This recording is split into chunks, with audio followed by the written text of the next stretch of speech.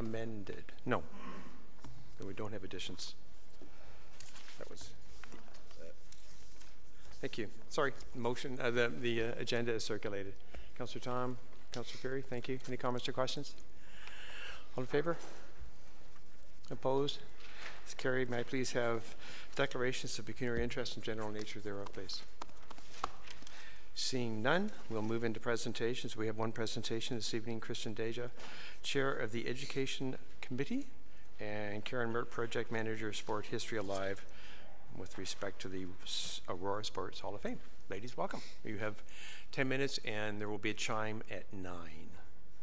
Okay. Okay. Good evening, Mayor Daw and members of council.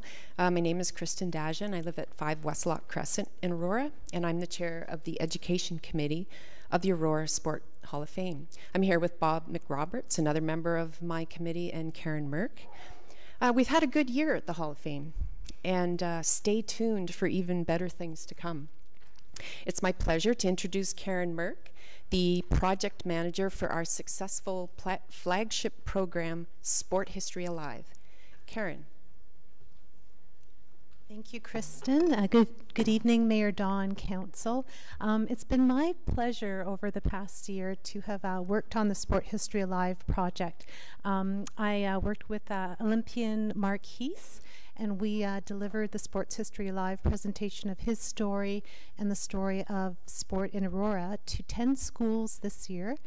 We reached 1,819 students, and that's a lot of students. We know that the town made a big investment in the Hall of Fame, and we want to reach out to as many people as possible through the schools. We had lots of wonderful feedback. I have a stack full of letters that the students wrote. I can make copies available to council if you would like that. And the schools we presented to were Aurora Grove, Regency Acres, Devons Drive, Aurora Heights, Highview Public School, and our Catholic schools were Light of Christ, St. Jerome, Our Lady of Grace, Holy Spirit, and St. Joseph Aurora. We actually have a little video to show you. I don't know if we can cue up the video at this point. If you'd like to watch the screens, thank you.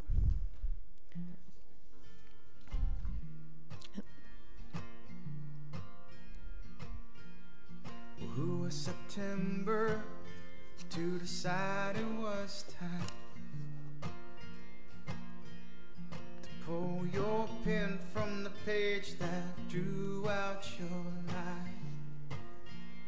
Since 1965,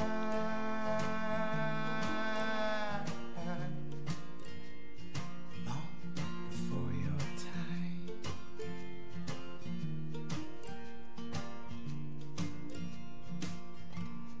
May your fields be pure gold, yellow like the lovely sun.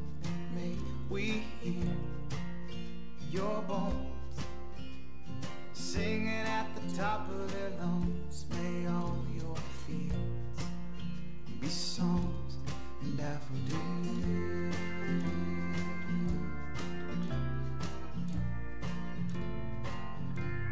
But oh, the November would not be outdone.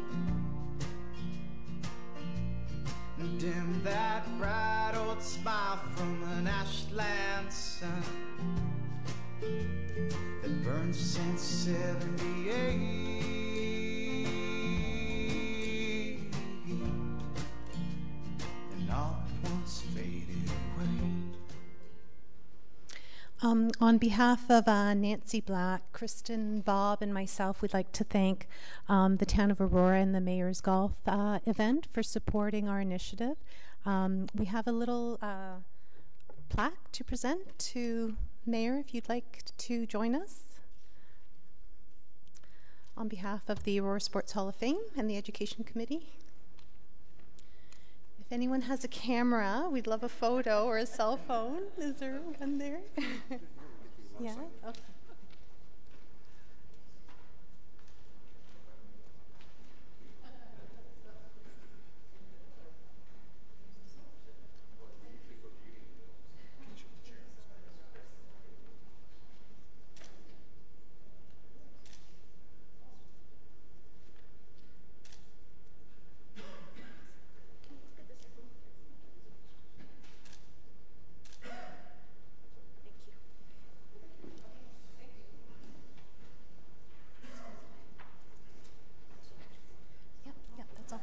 Thank you, everyone. Good evening.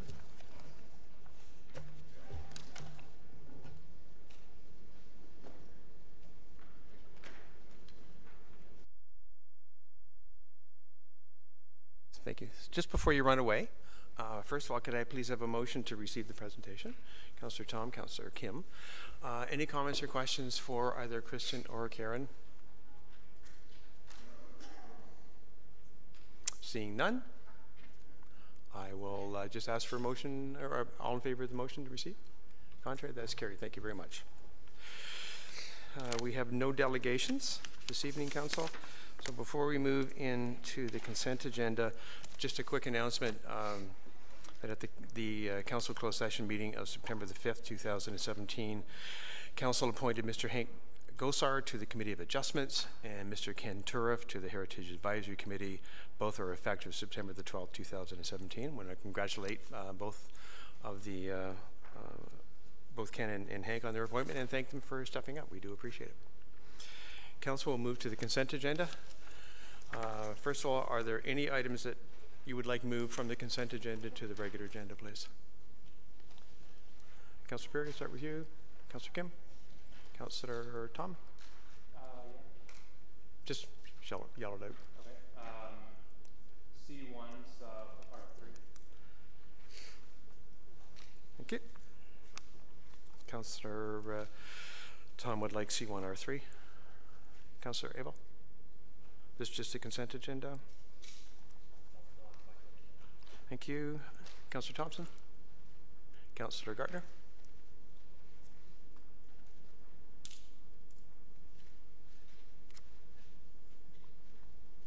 So, excuse me, Mr. Mayor, I'm not sure how this goes. So are we talking about the R items from last week as well, or just the C items? Well, the C items, which do include the regular agenda items from last week. Thank you. Then I'd like from last week R1, 3, 6, and 7. 3's been pulled. R1 and Yep. 6 and 7, you said? Yes, please. Okay. Councillor Marcus? Thank you. So we've had items C1, R subsection R1, R3, R6, and R7 moved to the regular agenda. Anything else? May I please have a motion to approve the consent agenda? So we need to. So we probably should pull R5 as well, Mr. Clerk?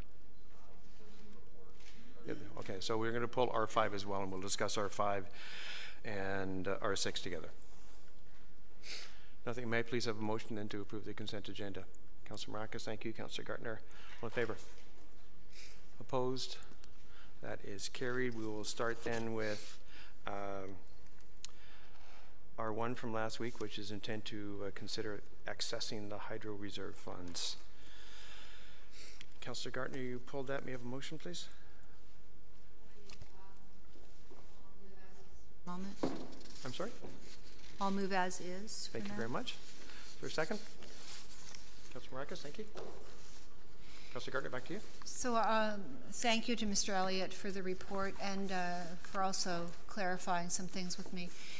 And I'm fully in support of the public notice, but my concern is what would make what would be a time-sensitive issue that why would we be doing this at this point in time instead of waiting?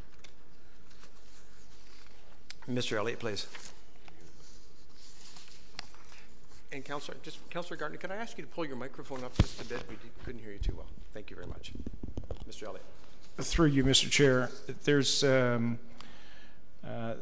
been a number of conversations around this table, both in closed sessions and in open sessions, with regard to some potential opportunities that this council faces and which may require hydro funding. Some of those decisions may be coming forward in a fairly time-sensitive manner when they become open. And so we wanted to, we reviewed this with our solicitor to make sure that we were on side. The bylaw, the way it was originally worded, or the words that were originally crafted to and used in this bylaw say that we have to give notice at least 30 days before, but it doesn't specify what the notice has to say, other than we intend to access the hydro funds. And so we've taken this approach to say, this fall, we expect that we're going to have to do this. If you're interested in following this issue, sign up with the clerk. As soon as we know a meeting and a report, you'll get an email notification, and hopefully at least 6 or 8 days before. And then those individuals who are committed to following that issue can readily follow the issue and be provided the information on a timely basis, but without delaying council by up to 45 days or more if we didn't give notice at this point. Councillor? Thank you. I understood that point, and also in the past bylaw, it said, I believe, in a community newspaper. But now we're in a different world. We have a communication specialist, so it should also be on social media. Yeah. So that's not in the bylaw. It's not in the bylaw. However, that's our intent. Is we will meet the notification with a public printed edition notice. We believe that we can get that in this week, and then it will also be supplemented with social media and our other electronic channels that our communications group use. Thank you. And my understanding, as I was on council when we sold hydro, was that if we were going to spend any public money, we wanted the public to be, from the hydro funds, which, because it is their money, we wanted them to be as much in the loop as possible. So what you're saying is we're giving a general notice, but, and you know how many people sign up for things, we may only get a handful, but in order to ensure that the general public knows what we're doing, from what you're saying, this would come to a GC and then go to a council. So it would only be a 2-week period that the public would have any chance to understand that this was happening and input. Mr. Elliott? Through you, Mr. Chair, it's, again, this is why we're doing the general notice now that's required of the bylaw, to attempt to connect with those that are interested in following this issue at this time, get them to sign up, and then we'll notify them. The intent of our communications group is, once we're notifying those individuals directly by email to their personal accounts, we will also be broadcasting using our electronic channels to the broad community to say there's now a report, hydro funds is going to be on the agenda next week or in 2 weeks time. And so we're not going to try to shortchange the process, but we are trying to manage the timelines that we anticipate council may be faced with, because this public notice would, if we waited until council says, I think we're ready to access the hydro funds, then we go to give notice. Between publication dates and preparation times and lead times, you could be 45 to 55 days before you're allowed to make a decision under that rule. And so we're trying to meet the intent of it, which is to let people know and to connect with those that are keenly interested in following that issue. And for the, thank you, and follow-up, and for the rest of the public that's maybe interested but not keenly interested, as we get our GC agendas now 10 days before. So as soon as we know it's going to be on a GC agenda, it's going out. Thank you. And just for the record, I mean, this has been going on since before the year 2000. I'm not interested in making any financial decisions under the gun. So I'm guessing that's not what we're going to be required to do when you say time sensitive. Through you, Mr. Mayor. I'm not sure that's a fair question, Mr. Elliott. I don't have a gun. Okay, then it's a fair comment for me that... Well, absolutely, and but that's a council decision. That's correct. But I, as councillor, don't want to be put in a position where I have to make a quick turnaround of a week or 10 days to try and decide how to spend a lot of money. Fair comment. Councillor Thompson, Councillor Abel. Thank you, Mayor Daw. You know, I certainly, support the intent, which is to, to give notice. I think it is prudent given all the discussions we have, but I also just think it's important to note that while, in my opinion, those things that we are discussing, the use of the Hydro Investment Reserve Fund makes sense, it's not necessarily means that we have to use it. It's a council choice. You know, during my 2 terms on council, we've decided on a number of different big project initiatives, the JOC and the renovation the leisure complex for 2, and for those we chose a different route of financing. We chose to, through the Infrastructure Ontario and other means, and so through you to Mr. Elliott. Mr. Elliott, I think it is important to note too that council still has to make that decision whether they want to go the route and use those hydro reserve funds to support whatever community initiatives we're currently discussing, but that we're not necessarily forced to do so. We have an array of different options in front of us, and that'll also be part of the discussion. Mr. Elliott? Through you, Mr. Chair, absolutely. I have not been involved in any of these initiative discussions with council myself, and there are financing options, but I do know that hydro is on the forefront of a number of minds, and it's a reasonable option in some of these circumstances that will come to fruition in the coming months. And at the time when the report is prepared, it will provide alternatives, but hydro will certainly be one of them. And by giving notice at this point, we'll be in a position to make that choice if we choose to at that time. Thank you, and that's why I think it's prudent to bring forward the report now. It gives council those options to consider whatever source that they want at the most appropriate time. So, thank you. Thank you, sir. Councillor Abel. Thank you, Mayor Dahl. And the question I have through you, Mr. Mayor, is the idea of the hydro fund is, and this bylaw, I think it is, as we call it, is to give ample time for the public to know and to be involved and be aware of what we're going to invest this funding in. But if we approve and give notice now and we say in 30 days or 45 days, is it possible that we could make a decision after the 45 days? And what I'm saying is, hypothetically, could we come out of closed session and then say, yes, we're going to spend it on such and such? Mr. Elliott? The process that we're intending to follow at this point, as is laid out in your report, is that we solicit those that are interested in following this issue to get us an email contact information for them, and we commit to them that we will get them a copy of the report and the agenda, the meeting time and date in advance. And so I think it would be inappropriate to suggest, yes, you could come out of a closed session and make a decision, because we would not have had an opportunity to give those registered interested parties ample opportunity to be in the room. Is that fair?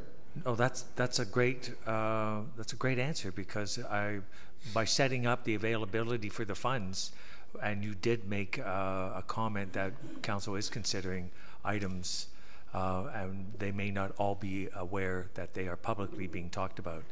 I hypothetically threw that out, and that's why I use that word, because that wouldn't be fair notice of what we were intending the hydro fund to be used for and how we were going to communicate to the residents. And I think the idea was to give them engagement opportunities and get some buy-in from the community that we're using the fund and we're using it for such and such, and give the pros and the benefits for such an item. The fact that it's time sensitive, and you answered my question perfectly. So I just wanted to be sure that even though the funding is there, we may have discussions and there'll be ample public notice given on what it is we're doing. Thank you. Councillor Kim. Thank you, Mr. Mayor. Through you, Mr. Mayor, to Mr. Elliott, the period for consideration is expected to end March 2018, according to the report. So I'm interpreting that as we have roughly 6 months to leverage the funds if an opportunity arises, but past that date, the letter of intent, so to speak, has expired, and we will have to do this process again should that time comes. Is that right, Mr. Elliott? Mr. Elliott, please. Through you, Mr. Chair, I believed it was appropriate to put an end date on this. Yeah. This is a blanket notice. Sometime this fall we might be talking about hydro. It sounds a little waffly. And so put an end date in it. I said March. That allows some time for things and projects and multiple discussions before a decision is made. But if it doesn't happen by that point in time, we would have to re-notify the formal 30-day notice again. I didn't want to leave it open so that 3 years later somebody says, oh, we've already given notice 3 years ago with that nice waffly one from Dan. Thank you, Mr. Elliott. That's what I thought. Thank you for the clear the clarification. I'm in support of the staff recommendation. I'm glad that the end date is there. And just like when you're closing on a property or you have a big purchase at a personal level, you have to notify the bank that you're going to have you need a bank draft or some kind of monies of a large effect. So it's necessary, and given that we're moving onto the next stage of the Library Square, and I've also indicated in a previous motion about the multi-use sports facility, and to include that in the budget. And so there's a lot of, at least a couple of those big projects coming down the pipeline. We don't know when a deposit in anything is necessary, and so I think it is prudent to have us preparing in this fashion. And I know that some may have reservations, whether here around the table or in the public, whenever there's an accessibility in the funds, but that's kind of natural human response when there's a potential big purchase to be made. But this doesn't guarantee that it's going to be used, but we just want to make sure that we don't lose out on the opportunity. So I'm in support. Thank you. Councillor Gardner, second time. Thank you, Mr. Mayor. I'm in favor of what's been said in this report. Something on page 2 of the report from GC kind of struck me. It says Council has discussed the development of the Cultural Precinct Plan over the last couple of years. During those discussions, it was noted that funding for the implementation of such plan would likely require use of some of the hydro funds. Do we have a council motion? Did we pass a council motion that said up to or $3 million? And did we mention the hydro funds in that motion? 5? Thank you, Ms. Okay. Oops. You're good. Sorry, yeah. Through you, Mr. Mayor. I believe the language at the time was that the intent was that Council was acknowledging that an investment of up to $5 million would have to be made, no matter which path they took. And that was when we had the refurbishing or repurposing of the old library and the seniors. Oh, I didn't touch it. Sorry. So it was either way, no matter which path you took, it was an order of magnitude of $5 million. I don't believe we specifically identified the hydro funds at that time, but we said that basically if we were going to proceed, Council would acknowledge that that kind of expense was coming at them. Thank you. And these were in discussions when we had the cultural precinct study in front of us. So what we're talking about is quite different now. Now we're talking about Library Square. So is there anything we need to do to change the wording for this? Mr. Nader-Rosny? Through you, Mr. Mayor, I wouldn't think so. That was really one project amongst the whole sort of portfolio of cultural precinct things. So I think we're still consistent. I don't see a problem with proceeding this way. Councillor? Thank you. And I don't remember in those discussions and the plan for the 3 different blocks, I don't remember actually anything about Library Square specifically. I remember a huge parking garage. Mr. Nader-Rosny. Through you, Mr. Mayor, at the time, I believe we presented both the repurposing studies for Library Square, as well as the cultural precinct, and said no matter which path you're going to take, redevelopment or repurposing, the odds were, and that included the armory as part of the repurposing study, that no matter which path you took, you were at least going to be spending $5 million. So it was very general to make sure that staff, the Council was aligned with that type of investment in the longer term. Thank you. Thank you. Any other comments on this item? Mr. Clerk, do you just want to walk us through how you would like this? Oh, Councilor Maracus, I'm sorry, I didn't see your name out there. Thank you, Mr. Chair. I just quickly wanted to make a comment and say that I'm in support of what's in front of us. I think that we're following the policy that's been developed and put in place, and the public's going to be made aware of any intentions. And all we're doing is looking to put out to the public that what our intent is to consider, as has been mentioned, not to actually. Doesn't mean that we're going to actually use any funds. This just gives us the ability to have this in place in case we decide to consider it. So I think it's great for us to follow that policy and move forward. So I'm in support of it. Thank you. Mr. Clerk. Thank you, Mr. Mayor, and through you. Council or staff are very excited to be reintroducing the electronic voting into the council meetings going forward. So tonight, council will be voting on regular agenda items, bylaws, and any other recorded votes as necessary. To do this, we are asking council, when you do vote, to please raise your hand for yay, and then also raise your hand for nay while you're voting. And we're looking forward to a successful relaunch. And the reason for the... Oh, and the reason, just because of the people watching on the stream, it's the screens behind me here are whited out, so you can't exactly see what everyone's vote were. So if everyone would please just raise their hand when the mayor calls for yay or nay, and yes, we're working on a solution to make sure that the stream can be seen at home. Okay. Any questions? All right, calling the vote then. All in favor, please raise your hand and press your button. Contrary? Seeing none, the motion carries.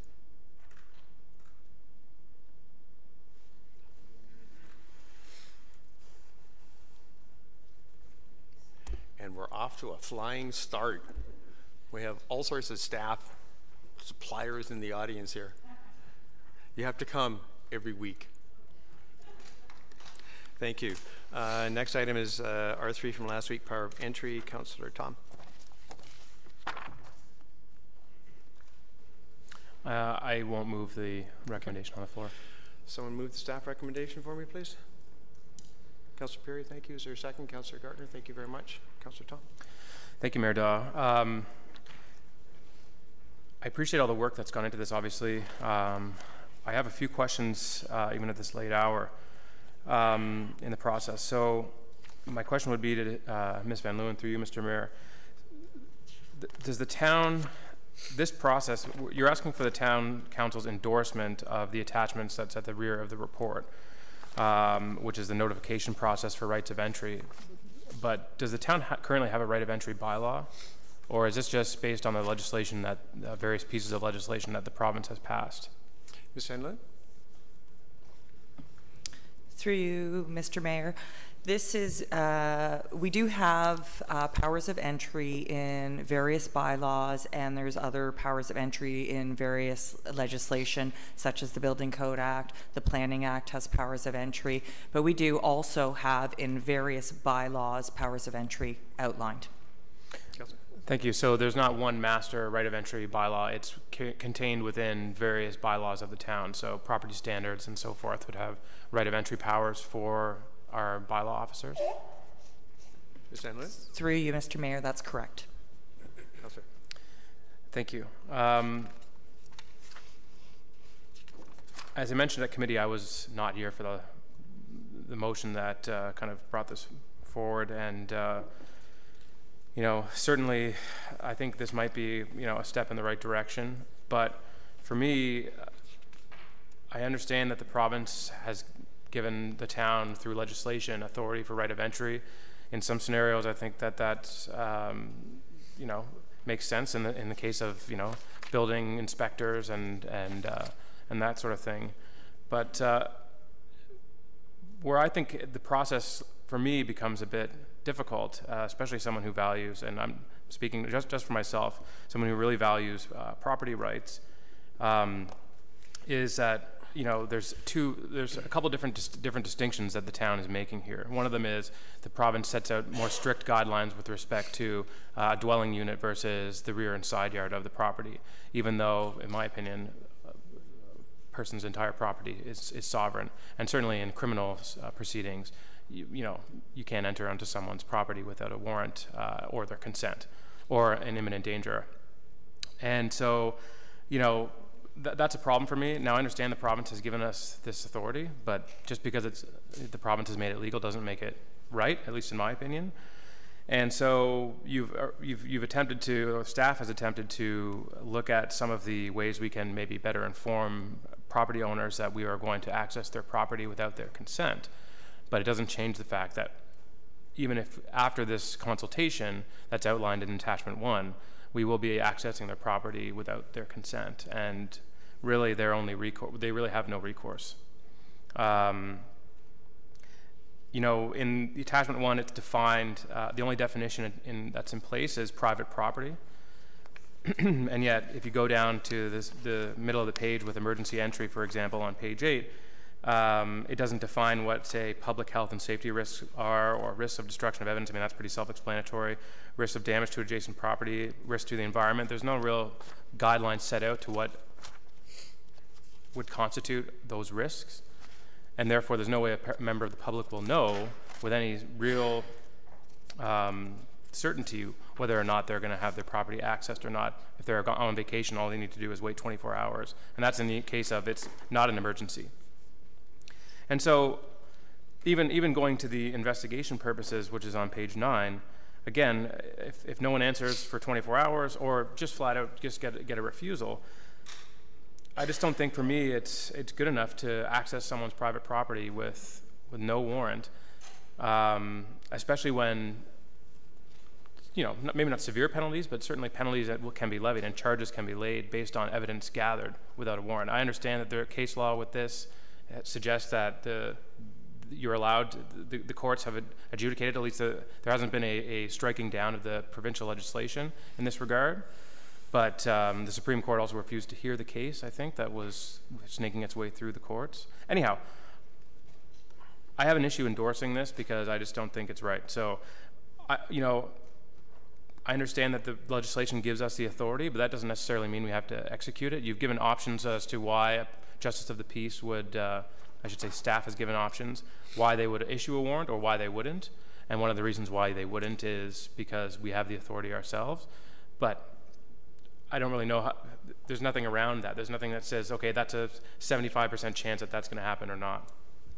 So my preference would be at least to refer this back to staff to get more clarity on some of the issues that I'm... Time, Councillor? Okay. Wait till my next time. Councillor Abel?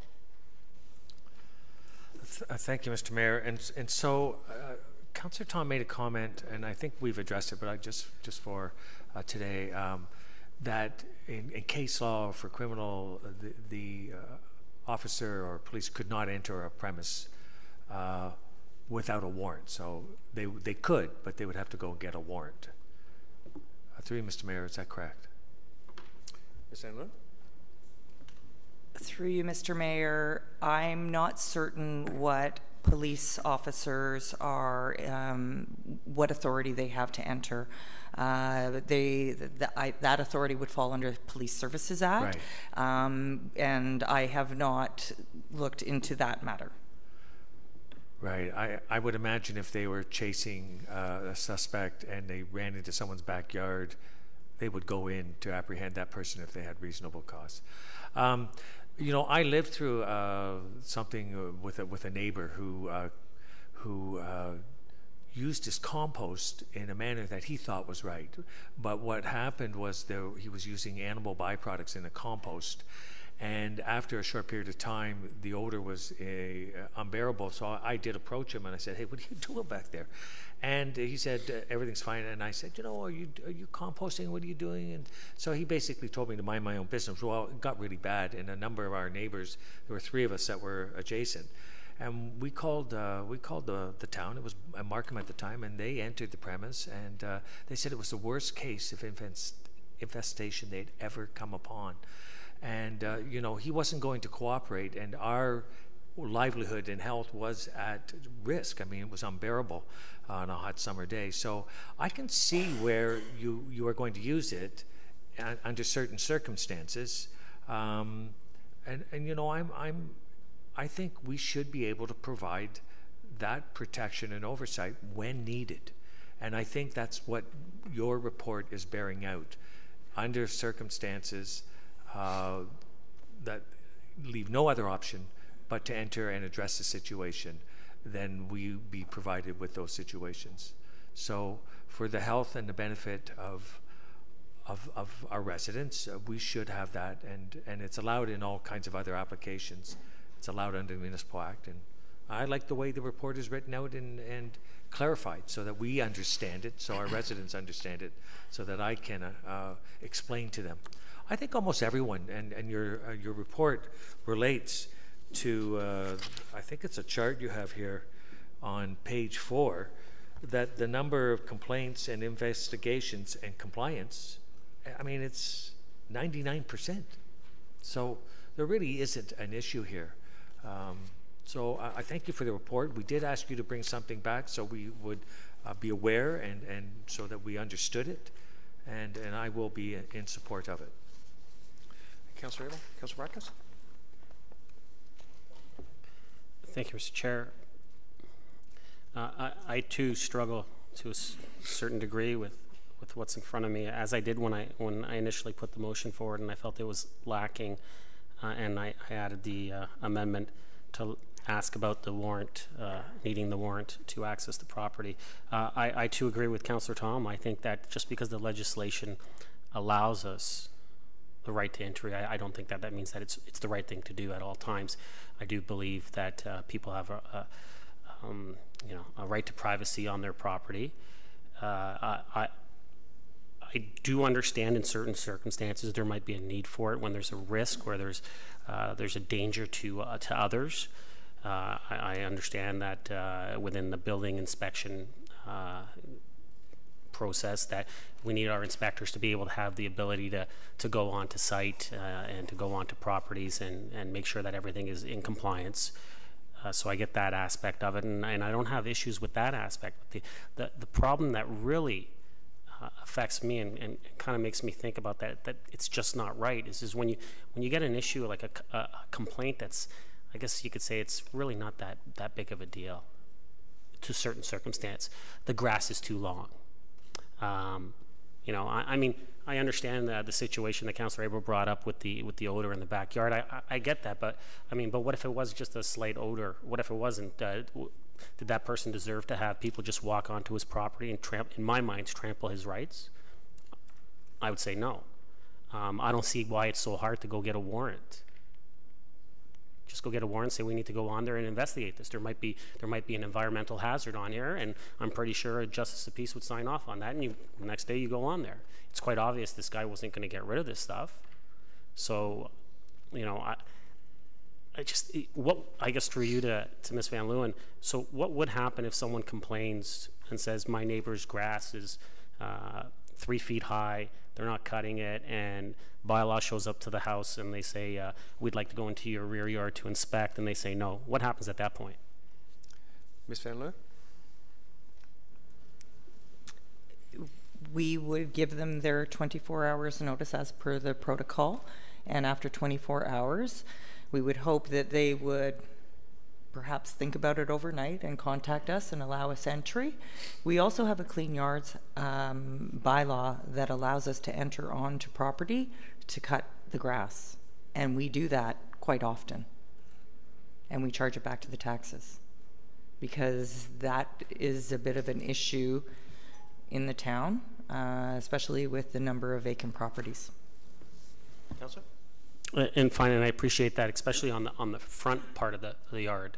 I'm all for looking at the property standards on the front yard and doing what we have to do to make sure that the appearances within the town are well kept and maintained.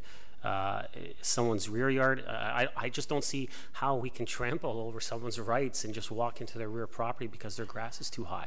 To me, it just doesn't make sense. I get it, and I just look back at they instituted this. I believe it was in 2007 when the province allowed for this right of entry provision. Through you to Ms. Van Leeuwen. Ms. Van Leeuwen? 2006, I believe it was. Yes. So I guess maybe through you to Ms. Van Leeuwen. I think I asked this when I originally put forward the motion. What were all the municipalities doing before 2006? Was it that much of a headache to go get a warrant? Ms. Van Leeuwen? Through you, Mr. Mayor, I believe that the provisions were strengthened in 2006. So it wasn't that there weren't any power of entry provisions in the Municipal Act prior to that, it's just that the powers were strengthened. Councillor?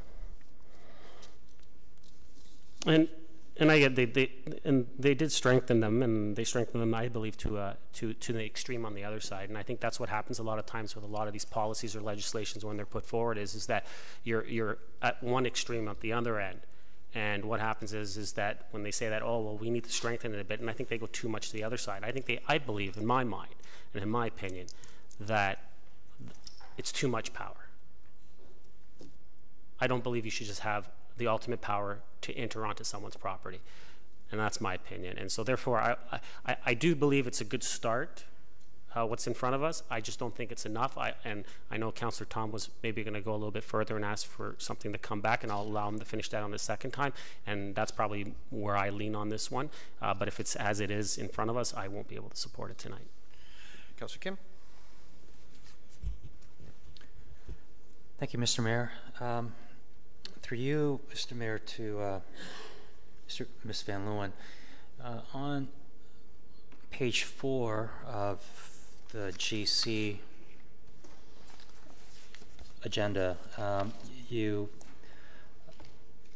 placed a table for us to illustrate some of the recent complaints that were investigated, and it was great to see. I love to see the numbers and number of valid complaints in 2015 and 16. You're looking at 334 and 393. But the big number was the 99% of complaints resolved cooperatively with the resident. I thought that what was missing was how about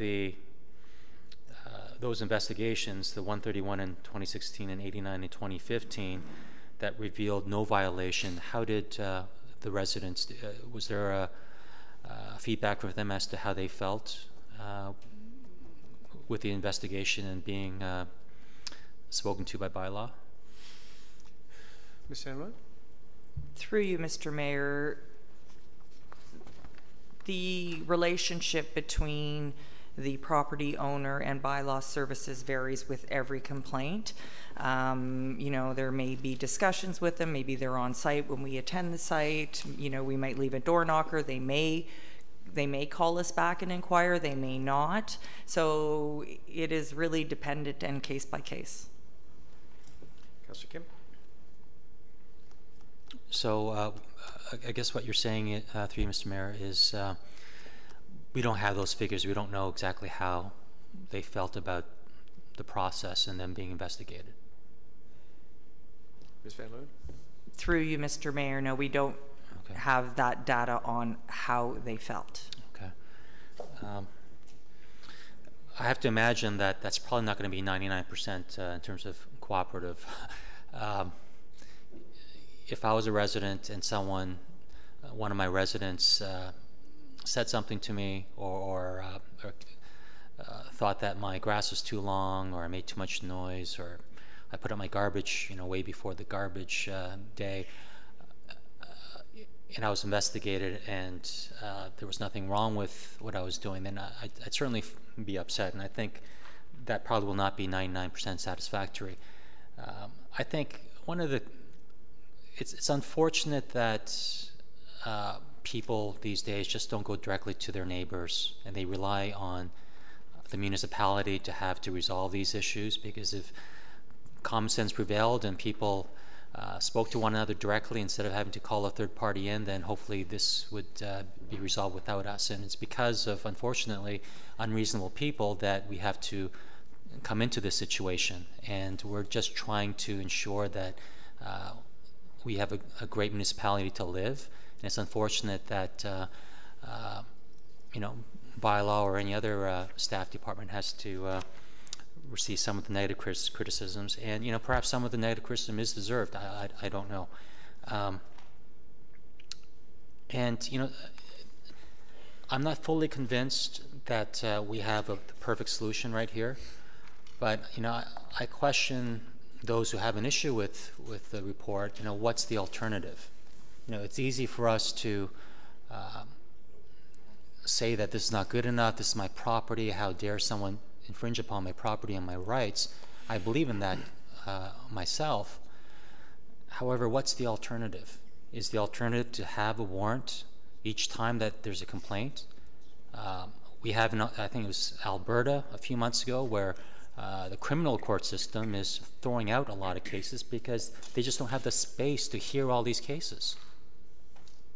So for an option to have all of these issues apply for a warrant, I don't think that's the solution.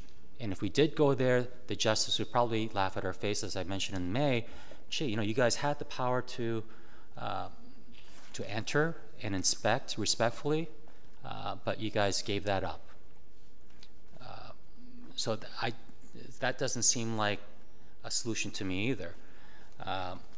And I know I've heard many times about people talking about the charter, but in the end, it's about the balance of interests, you know, when dealing with the charter. You know, is it public good versus personal privacy and other competing interests? It's not a stationary line in the charter.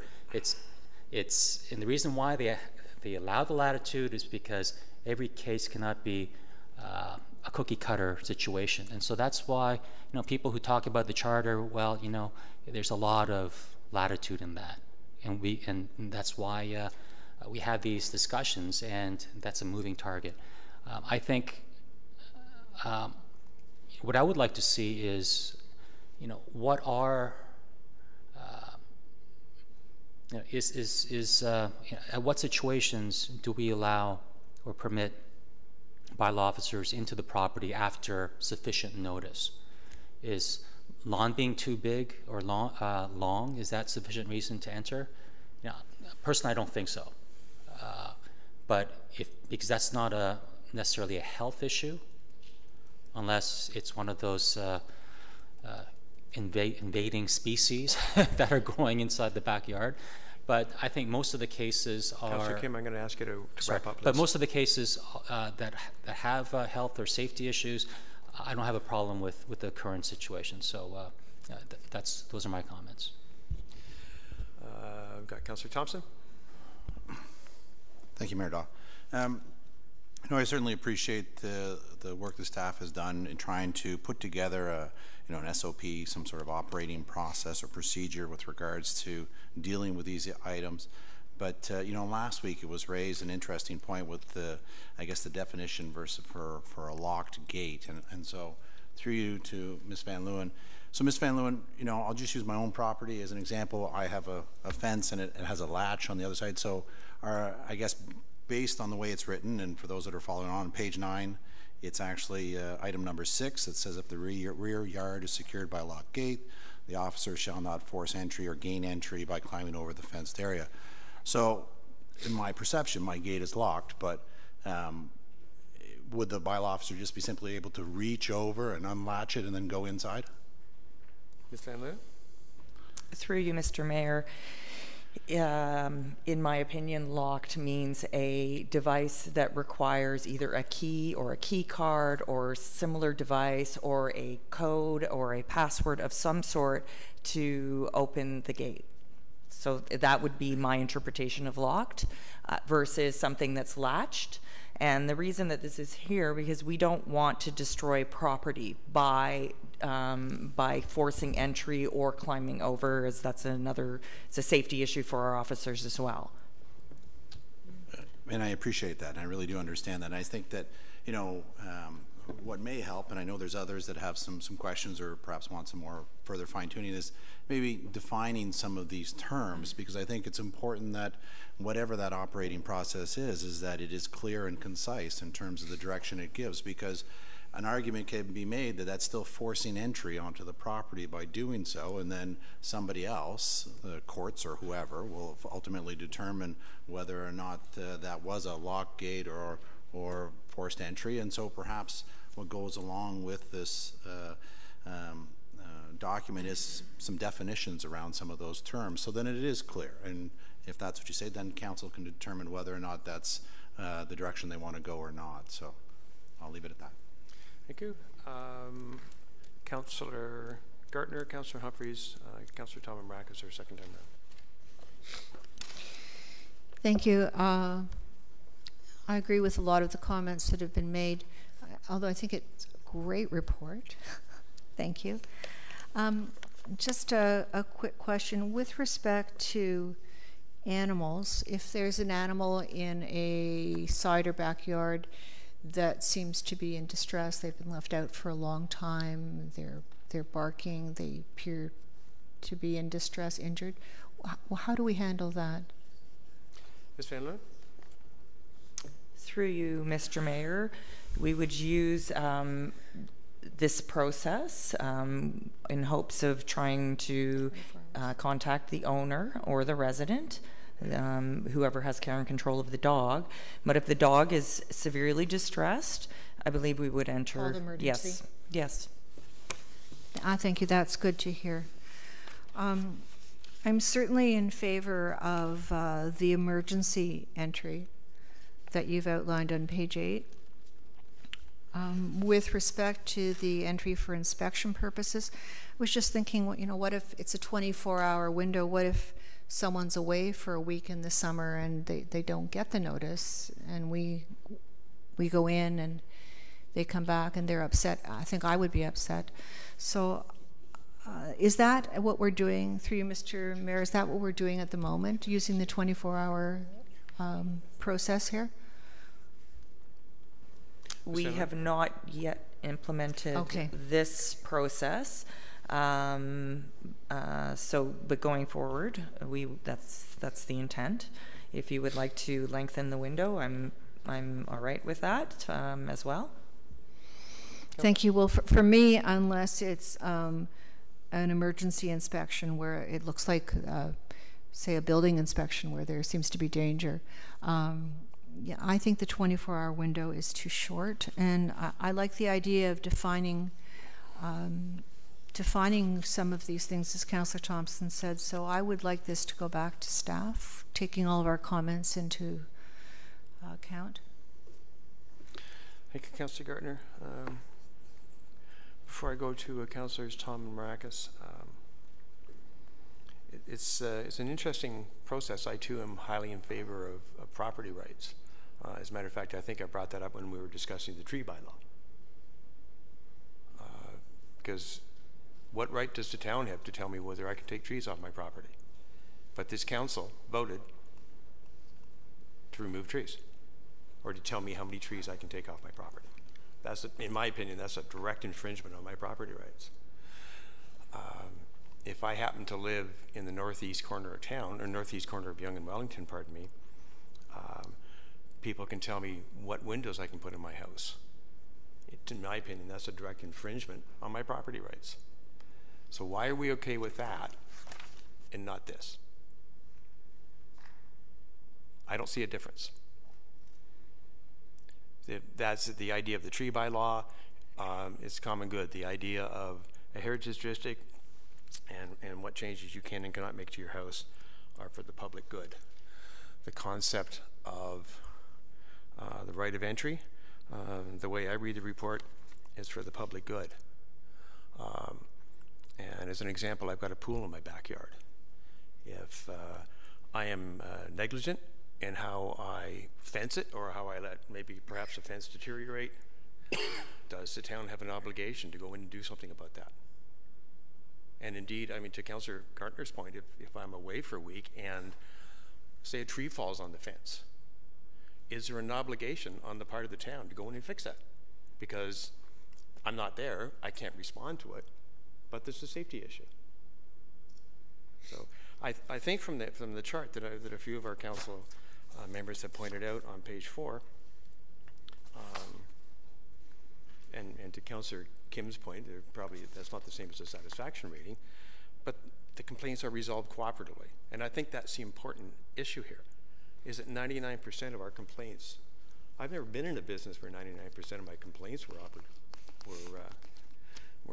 cooperatively resolved. So I will support the report that's on the floor, and I will then go on to Councillors Tom and Councillor Marakis.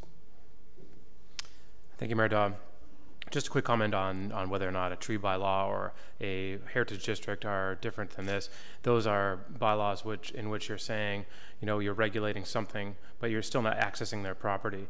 So my point is, if you have a fence that's negligent and your neighbor spots it, because it's complaint driven totally, someone has to see it for the town to be able to action it, even under the current rules. Why then, all I'm asking for is a framework that is more than they ask the manager and the manager agrees. That to me is too thin for what is potentially has severe consequences for residents. I mean, there's a reason why Section 8 has been tested on the criminal side of things. I think it was in the early 90s. I mean, it's serious. I mean, it can affect the outcome of murder investigations. Serious criminal cases have been overturned because of the right of entry powers of police were not correct. So my only point is there just has to be some sort of a framework that the public can look to, have confidence in, that's more than we post a note on your door and then 24 hours later we can go in anyways. I mean, the first line of this attachment just says, this is to ensure entry onto private property by a provincial offences officer or municipal bylaw officer is conducted in a manner that balances the town's right to enter and an individual's right to privacy. What's being balanced? For an entry for investigation, all they have to do is tell you 24 hours in advance. And if you're not there, that's not balancing. That's just notifying you that in 24 hours, we're going on your property, whether you like it or not. To me, that's not a balancing of rights. That's just notifying me that my rights are being infringed. However, I'm not saying, if the justice of the peace is going to throw out every request for a warrant because we have the delegated authority, that also is a problem. So all I'm asking for is a referral to staff to make this just a bit more clear for the residents so that they know exactly what their rights are. It's not just the manager and the bylaw officer deciding, and I'm not trying to impugn anyone at the town. I'm just saying, we can't always envision who works here in the future and future situations. So that's why you have to have these things as airtight as possible.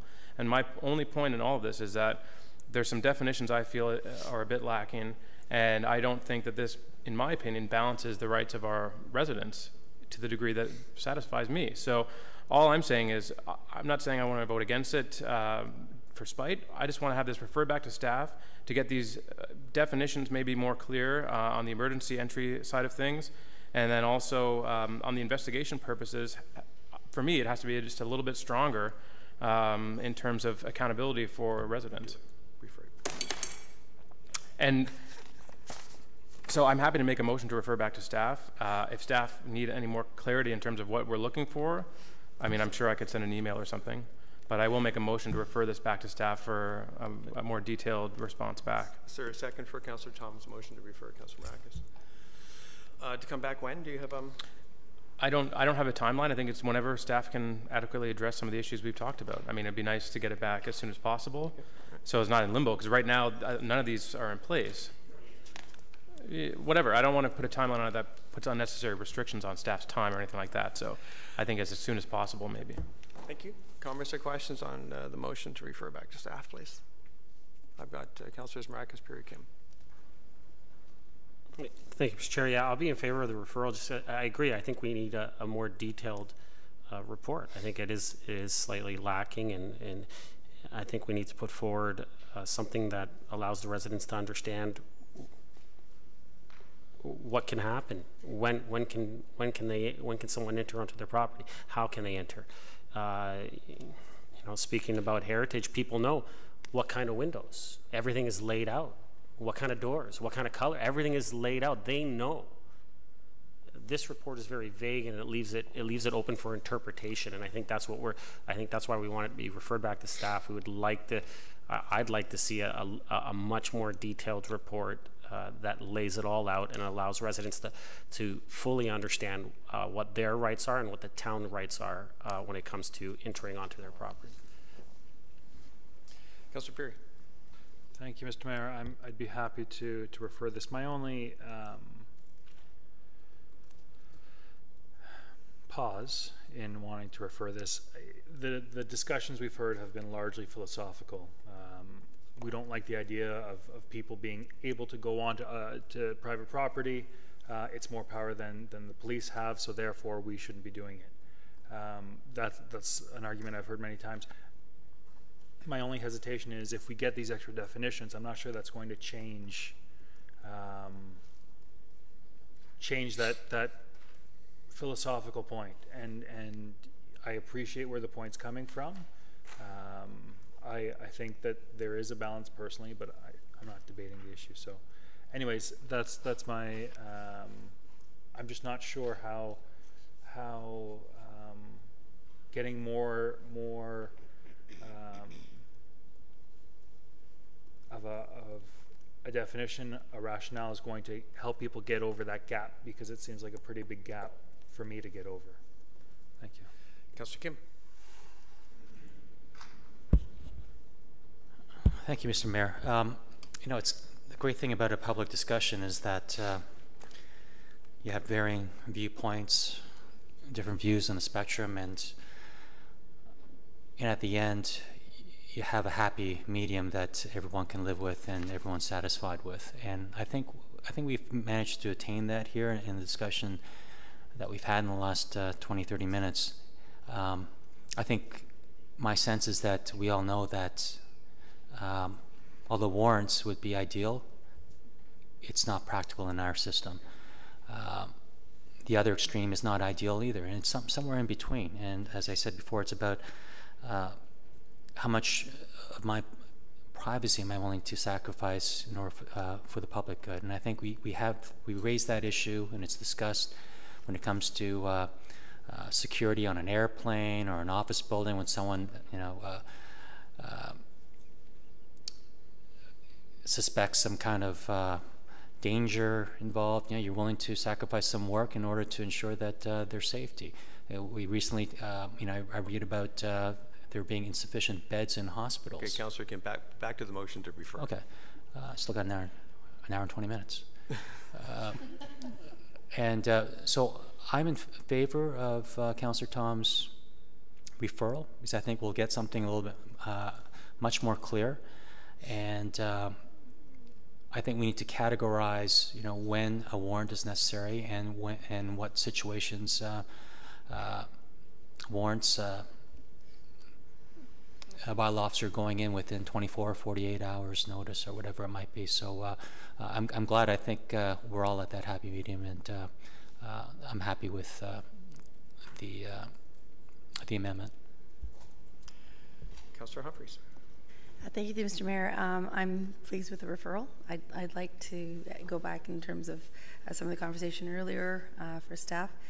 And for me, I find this interesting because if we're resolving complaints for the last 2 years, 99% of the time, why are we even doing this? We have a great system as is. Sorry. Why fix it? Why try to fix something that ain't broke? So that's it for me.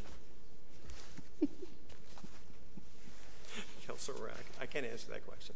Councillor Rackes. Thank you, Mr. Chair. I just want to add maybe something that we could, that staff could look at when they work on this and it does come back. I nowhere really in this report does it really speak to any guidelines to how they deal with frivolous complaints, and what do they look at? Like when a complaint comes in, how do they judge on whether this is a serious complaint, or is it just someone just has a vendetta against another resident or a neighbor and they're just looking to harass their neighbor? And so how do we go by that? And so I think there should be some steps in there to outline what they do in that process. And I think that residents should know that if you call, these are the steps that we're going to take once you call with a complaint. We're not just going to take your complaint and just go straight over to this person's residence and check it out. So I think that needs to be laid out there for everyone as well. Councillor Tom. Thanks, Mayor Dodd. I just want to be brief because I think we are all looking for specific things to come back. So Councillor Thompson mentioned the locked gate versus unlocked. To me, that just seems a bit unfair to someone who doesn't have a fence. So they have less, I guess, right to refuse entry of a bylaw officer based purely on the fact that their property isn't fenced and locked. Whereas a guy who has a fenced and locked, he perceivably has more or less rights. So I'd like that to be addressed. Whether or not it's just that could be coming back would be great. And the last thing I wanted to come back is escaping me. But again, my whole point of this is that let's try and strengthen as much as possible balancing the people's rights with the right of entry that the province has given to the town. And so I'm looking to get some creative things back from staff that will be a bit stronger than what's in front of us now. Thank you, Councillor Tom. Councillor Perry.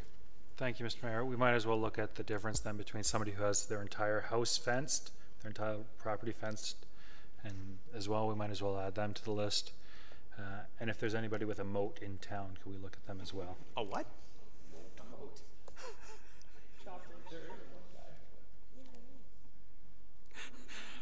On that note, Councillor Abel. This is to the referral, please, not to moats. Thank you. And when we're doing the referral, if I could just be clear on the table on 4, you had 99% compliance. So if I read this correct, of the 524 complaints, 393 were valid, and out of that, because 389 were resolved cooperatively, would I read that 4 of them you had to enter into the back premises? Is that the sort of number we're looking at? Ms. Van Loon? Through you, Mr. Mayor, the 4 that are that would imply that, so 389 were resolved cooperatively by working with the property owner to bring the property into compliance. 4 were it went further with enforcement efforts, and there was prosecutions. Okay, so how many? Can you give us an idea how many do you go in to a backyard? We're talking about entry into a backyard. Oh, so we're talking to the referral, but Ms. Van Leeuwen. Well, in the referral, when you come back, if that could be explained or clarified, because I don't know how many of these cases are frivolous, which is, I would imagine there was no violation.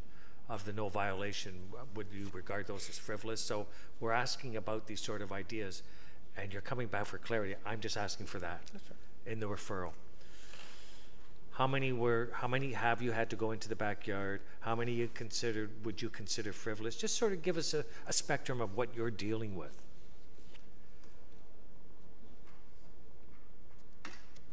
Or answer it. It would depend. Exactly. Okay. Okay, Ms. Van Leeuwen, you got that? All right. No further comments. All in favor of the motion to refer? Hands up and the vote, please. Hands. All in favor? And then press your button. Opposed? It's carried.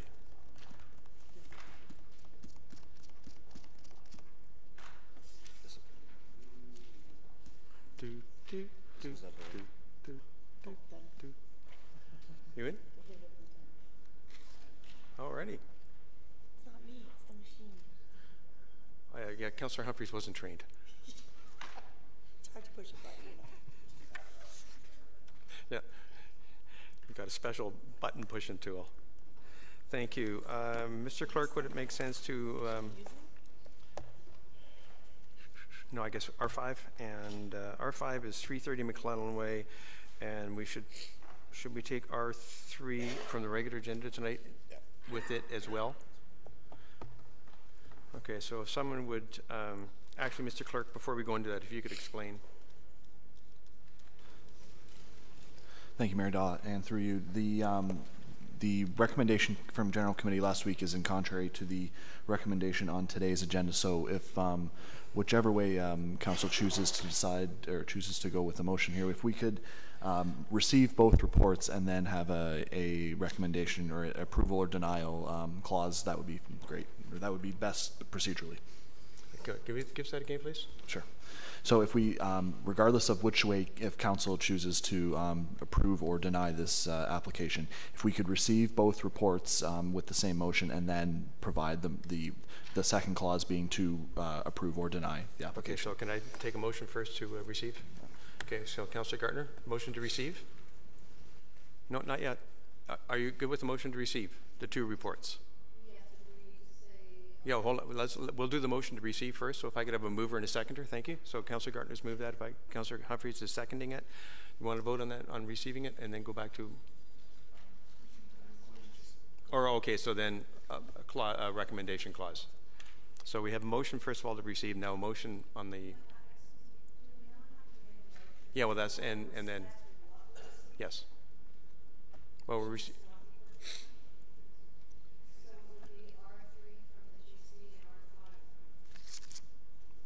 correct. Thank you. Yeah, R3 from the regular agenda, R5 from last week's council. Thank you. So we're moving and seconding, just receive on that, and then are we looking for, at this point, Mr. Clerk, direction? In the same motion, okay? From tonight's agenda, which is to accept, correct? So Councillor Marakis is moving that we accept the recommendation in R3's addendum from tonight's agenda. Is there a second, please, for that? Councillor Thompson, thank you. Comments or questions, which is really just on the second item there. Councillor Abel, are you confused like the rest of us? Mr. Mayor,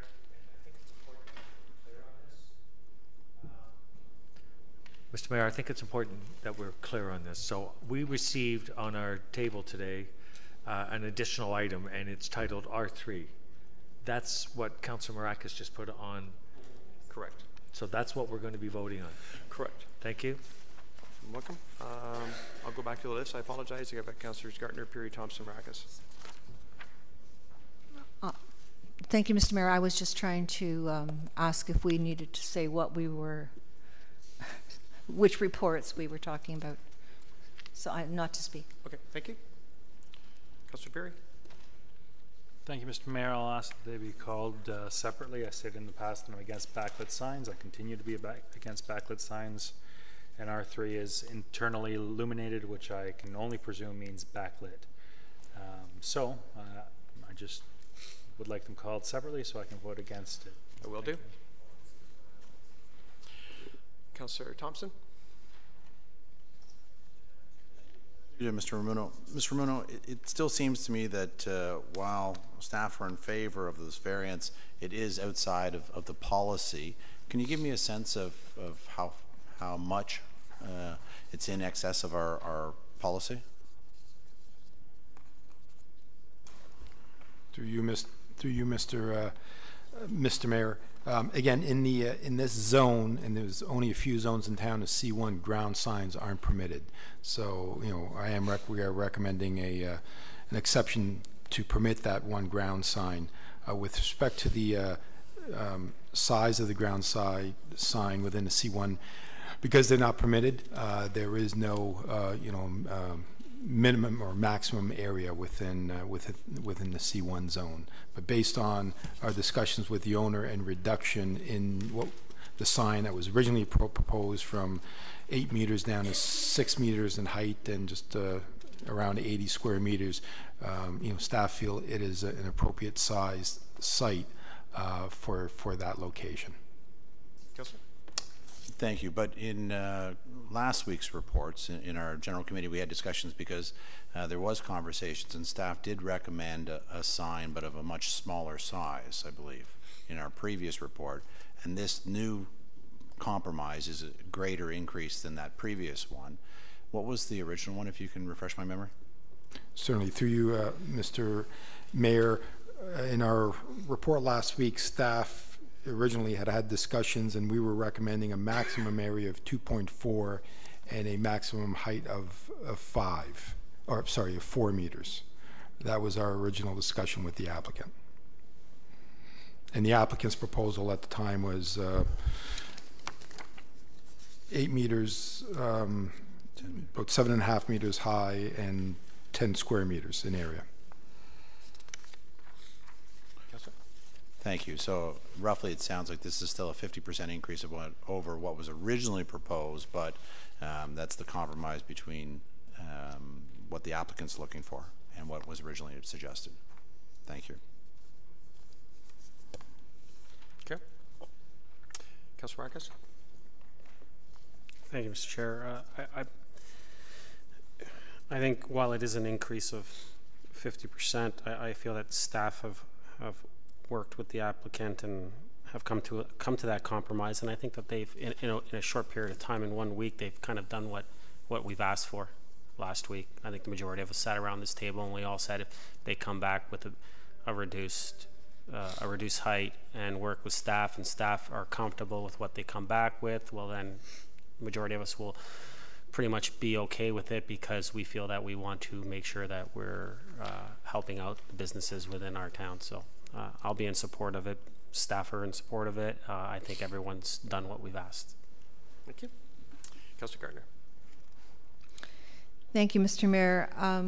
So staff were offering last week 2.4 meters square height and 2.4 meters area and 4 meters height. The applicant wanted 10.3 square meters and 7.3. So we've come, the compromise has been all on the side of the town. We've gone up from 2.4 meters squared to 6. Sorry, I'm saying this wrong. We've gone up from 2.4 meters square to 8. And we've gone from 4 meters to 6. I think we have too much compromise on the town side.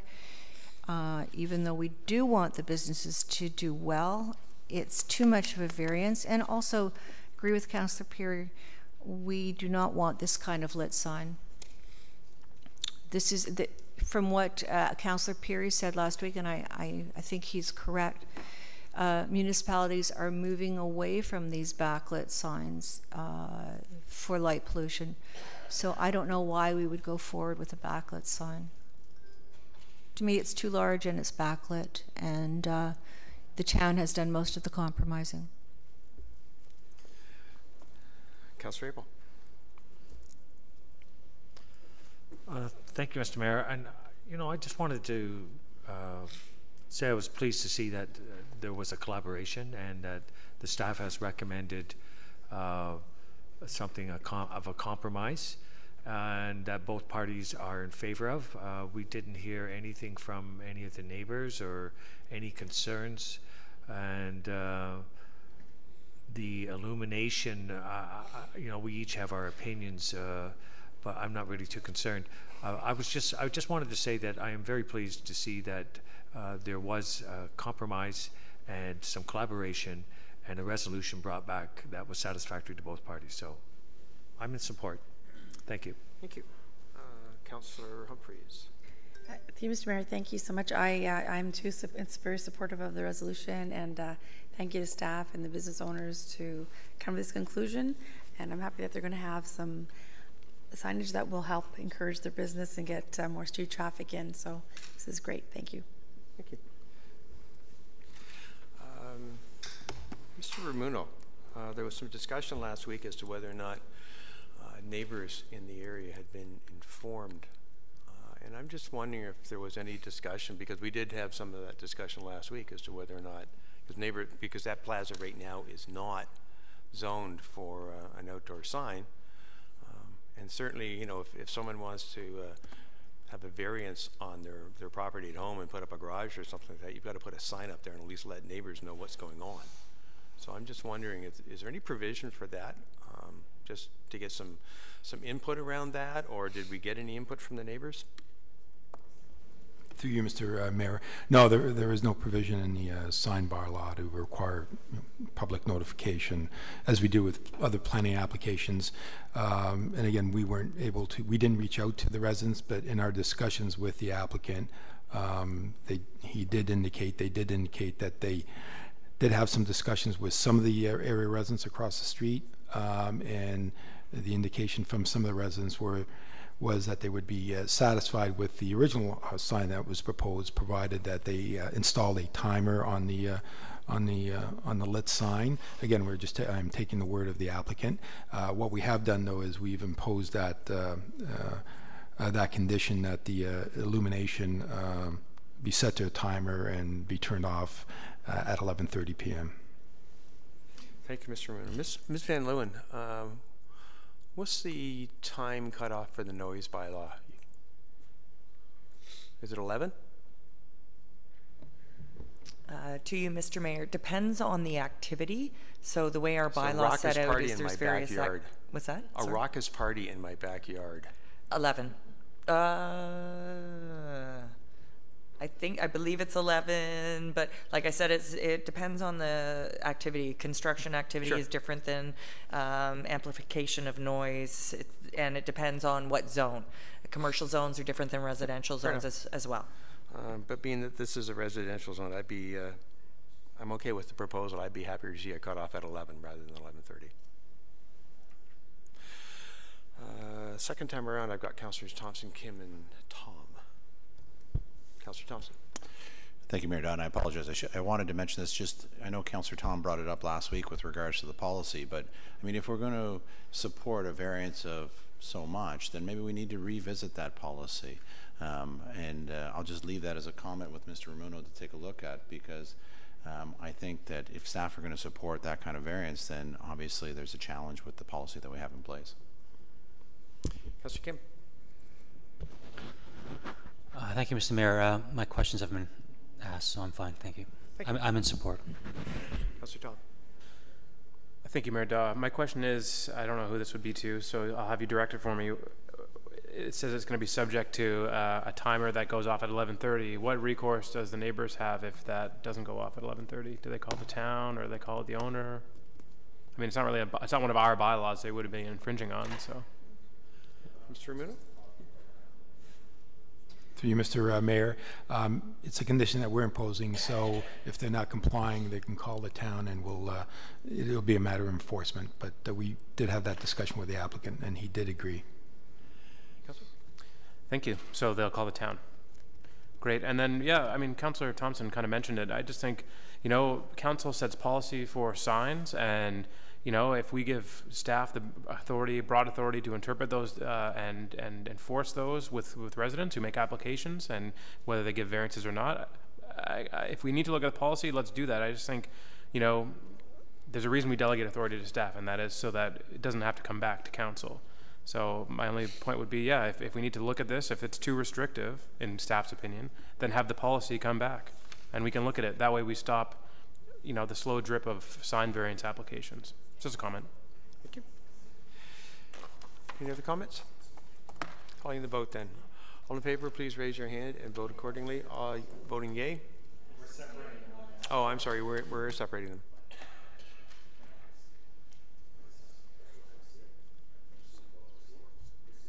Well, so the first is to receive. All in favor? Hands high. Contrary? And please vote.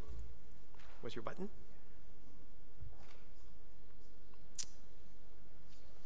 Voting not in favor? Well, everybody's in favor of receipt, so that's always good. And then in favor of the direction. All in favor? And I'm going to wait for Linda to catch up here.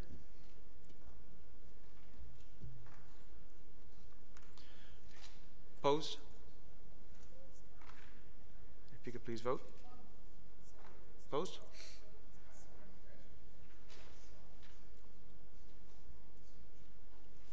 We got everybody, Linda? 8 of 9. Use your finger.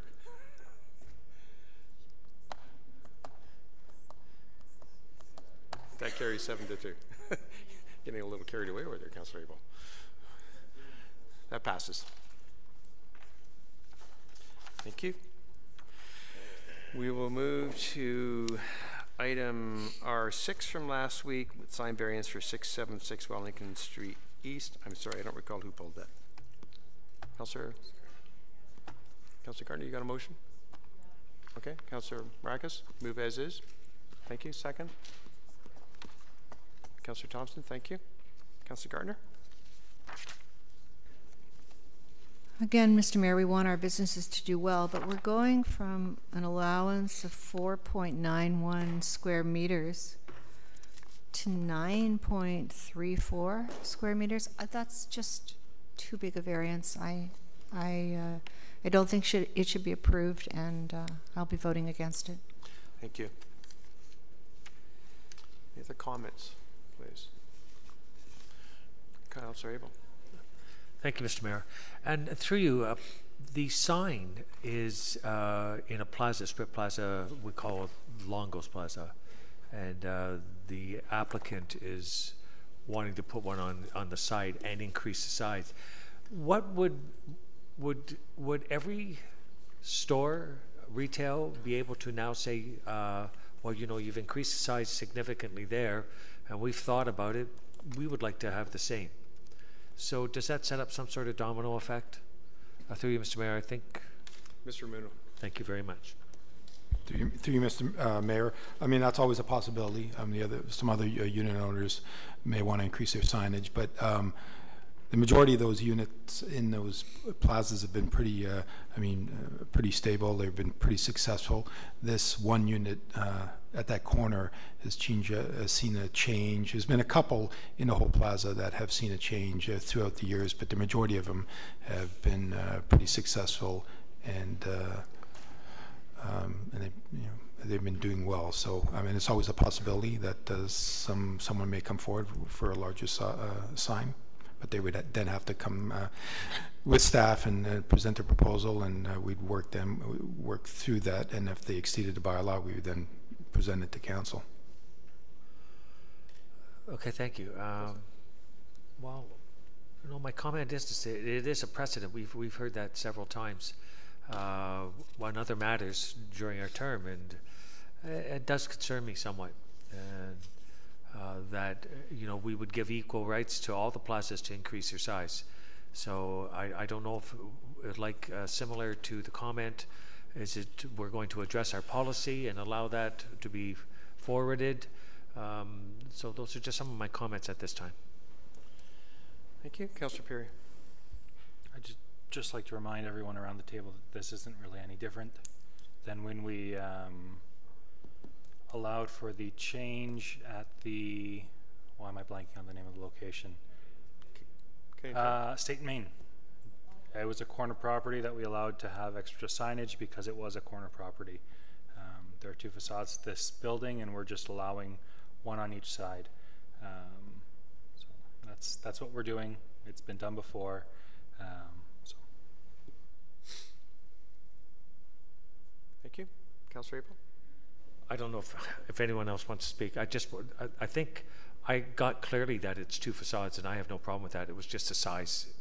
It was significantly larger, the sign, and that's what we're approving as well. So my concern was not with whether it was a corner. My concern is if anyone else wanted to increase the size of their sign. So I just wanted to clarify that. Thank you. If there's no other comments, calling the vote. All in favor, raise your hand. In favor, and vote, please. Contrary? Seeing none. Linda, you got everybody? Oh, I'm sorry, Councillor Gardner is voting. My apologies, Councillor Gardner. That carries 8-1.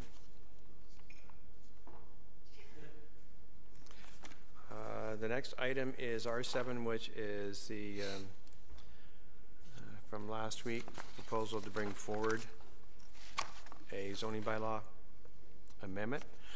Ms. Tesario, before we move into this, you were kind enough to send out an opinion, and I think it would be beneficial if you were to give that in public. You can just précis it. Sure. Through you, Mayor Daw. The Planning Act states that once there is this 2-year freeze,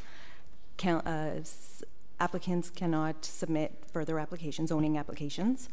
Then there is a part that says, unless council declares through a resolution that the application be permitted. And so I was asked to look into what could be discussed in terms of assessing when a proposal comes in. And in my humble legal opinion, what can be assessed, you cannot look to the merits of the planning application, because at this time it is just a proposal and not a full-blown complete application. It hasn't gone through the Planning Act process. And there's a lot of process that occurs with it in order for staff to assess and make a recommendation as to whether it's if the merits are good or not. So right now you're simply deciding whether to accept the application. If you accept the application, then the proposal. If you accept the proposal, it will go through the regular Planning Act process. If you do not accept the proposal, then the applicant will have to wait the 2 years. Thank you, Ms. Tesorio. First of all, would someone please put this on the floor for us? Then, Councillor Peary, thank you. Is there a second? Councillor Thompson, thank you. Councillor Gartner. Thank you, Mr. Mayor, and especially what's just been said. I watched the discussion from last week about the zoning bylaw amendment application, and it wasn't pretty. It was a really hard discussion to watch, and I think council needs a process to follow. A clear process to follow when we're making these decisions. It's a benefit not only to council, it will be clear to the public what's going on. It will be clear to the developers, you know, the guidelines. And I had a motion that I asked the clerk to prepare. I would like to have a policy with process and criteria, and really make this create a completely fair playing field and have it transparent.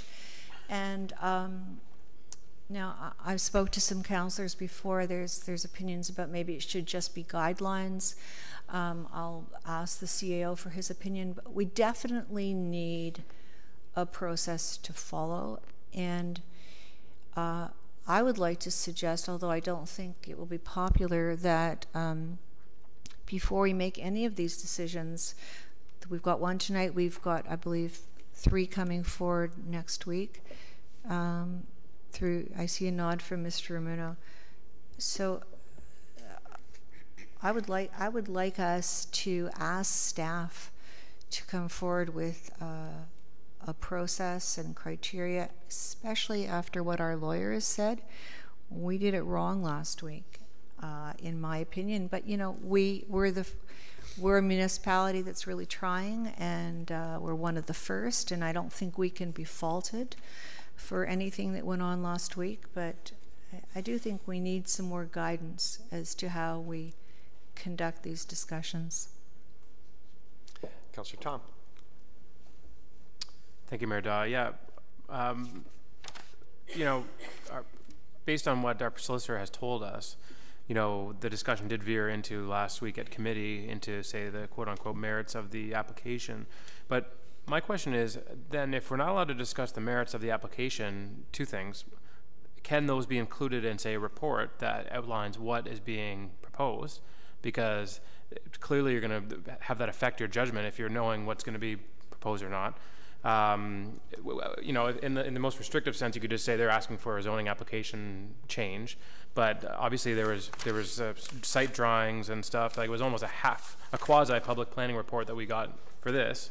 So then it's hard not to bring up the merits when you look at something like that. So that's question 1. Question 2 would be, if we're not allowed to discuss the merits in discussing this, what are we allowed to discuss? How are we supposed to base our decision? So is it because we implemented the bylaw? Is it the period of time that's lapsed from when we passed it to when their application was in? Is there a grace period of, say, 6 months that we say, okay, well, the application was in, so we'll give this guy or these guys a bit of a break? Likewise, at the end of the 2-year period, is it, oh, it's only a month away, so we'll give them a break? Because if we can't discuss the merits, what are we going to be able to discuss to base our decision on? So, so what's the report going to look like, and then what can we base our decision on then, if by not the merits of the case? Is that a question? Yeah. To Mr. Tesorio? Yes, please. Okay. Through you, Mayor Daw, sorry. Honestly, I don't think I can properly answer that question. I think that's a question more for Mr. Ramuno. Sorry. Only because at the time of the proposal, I'm not sure how much planning information, planning justification reports is given. May I defer that to you, Mr. Ramuno? Mr. Ramuno? Certainly, through you, Mr. Mayor. And this is a new process. I think what staff established a process internally with respect to when an applicant does come forward with a request for a zoning bylaw amendment application, we needed sort of the basic information. I mean, who they are, parcel of property, and what their proposal is, and why they need to amend the zoning bylaw. And so I think that's what we've included here. I mean, I'm open to a discussion with council with respect to you think it's too much or not enough, but I do believe that council needs that basic information in order to make that decision as to whether to direct staff to actually receive a formal application. We do have embedded in our official plan, like most municipalities, and it's required under the Act, pre-application and pre-consultation provisions, which sets out the framework for our applicants who do want to come in to develop property and come in with Planning Act applications, minimum requirements with respect to a process they need to follow, meet with staff to discuss the process, and outline what background reports would be required in order to accept a complete application, a formal application. This is a little different here, but we do sit down with applicants. We need to know what they are proposing, and I think it's important to provide that minimum information to council regarding what it is that we're going to anticipate to see in the future if council agrees to accept the formal application. Councillor Tom? Thanks. I don't disagree. I think that was exactly what I was looking for, but we just got advice from our solicitor that said we can't discuss it when making our decision. So I don't know how we're supposed to balance those things. Like if we decide that we don't like this application because it's not something we're going to support down the line, you know what I mean? Like it's just putting ourselves in a really awkward situation, and as Councillor Gardner mentioned, it just needs to be clear. There needs to be some sort of framework for us to kind of amend this, and I just don't see that. Last week we veered into talking about the application. So without talking about the application, I don't know how you're going to, discuss whether or not you're going to allow them. So it's confusing that staff's giving us a bit of a mixed message on this, but perhaps I just misunderstood it. Councillor Rackes. Thank you, Mr. Chair. I don't know, maybe it's from all the work done through working on the OMB and looking at changing that legislation. I think it's pretty straightforward and pretty simple. They've put forward a process, the province, that allows us to decide yes or no whether we want to receive an application. And I think it's incumbent on each and every one of us to make that decision on what we feel on our own is in the best interest to come forward, and whether we want to hear that application.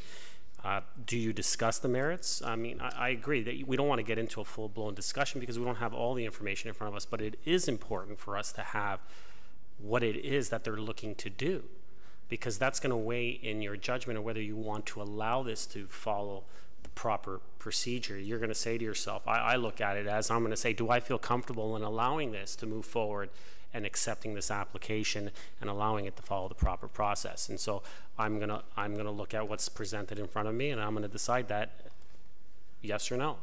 And I think it's a pretty simple thing, and that's what the province has allowed us to do, is to have that authority to make that decision where it's not appealable.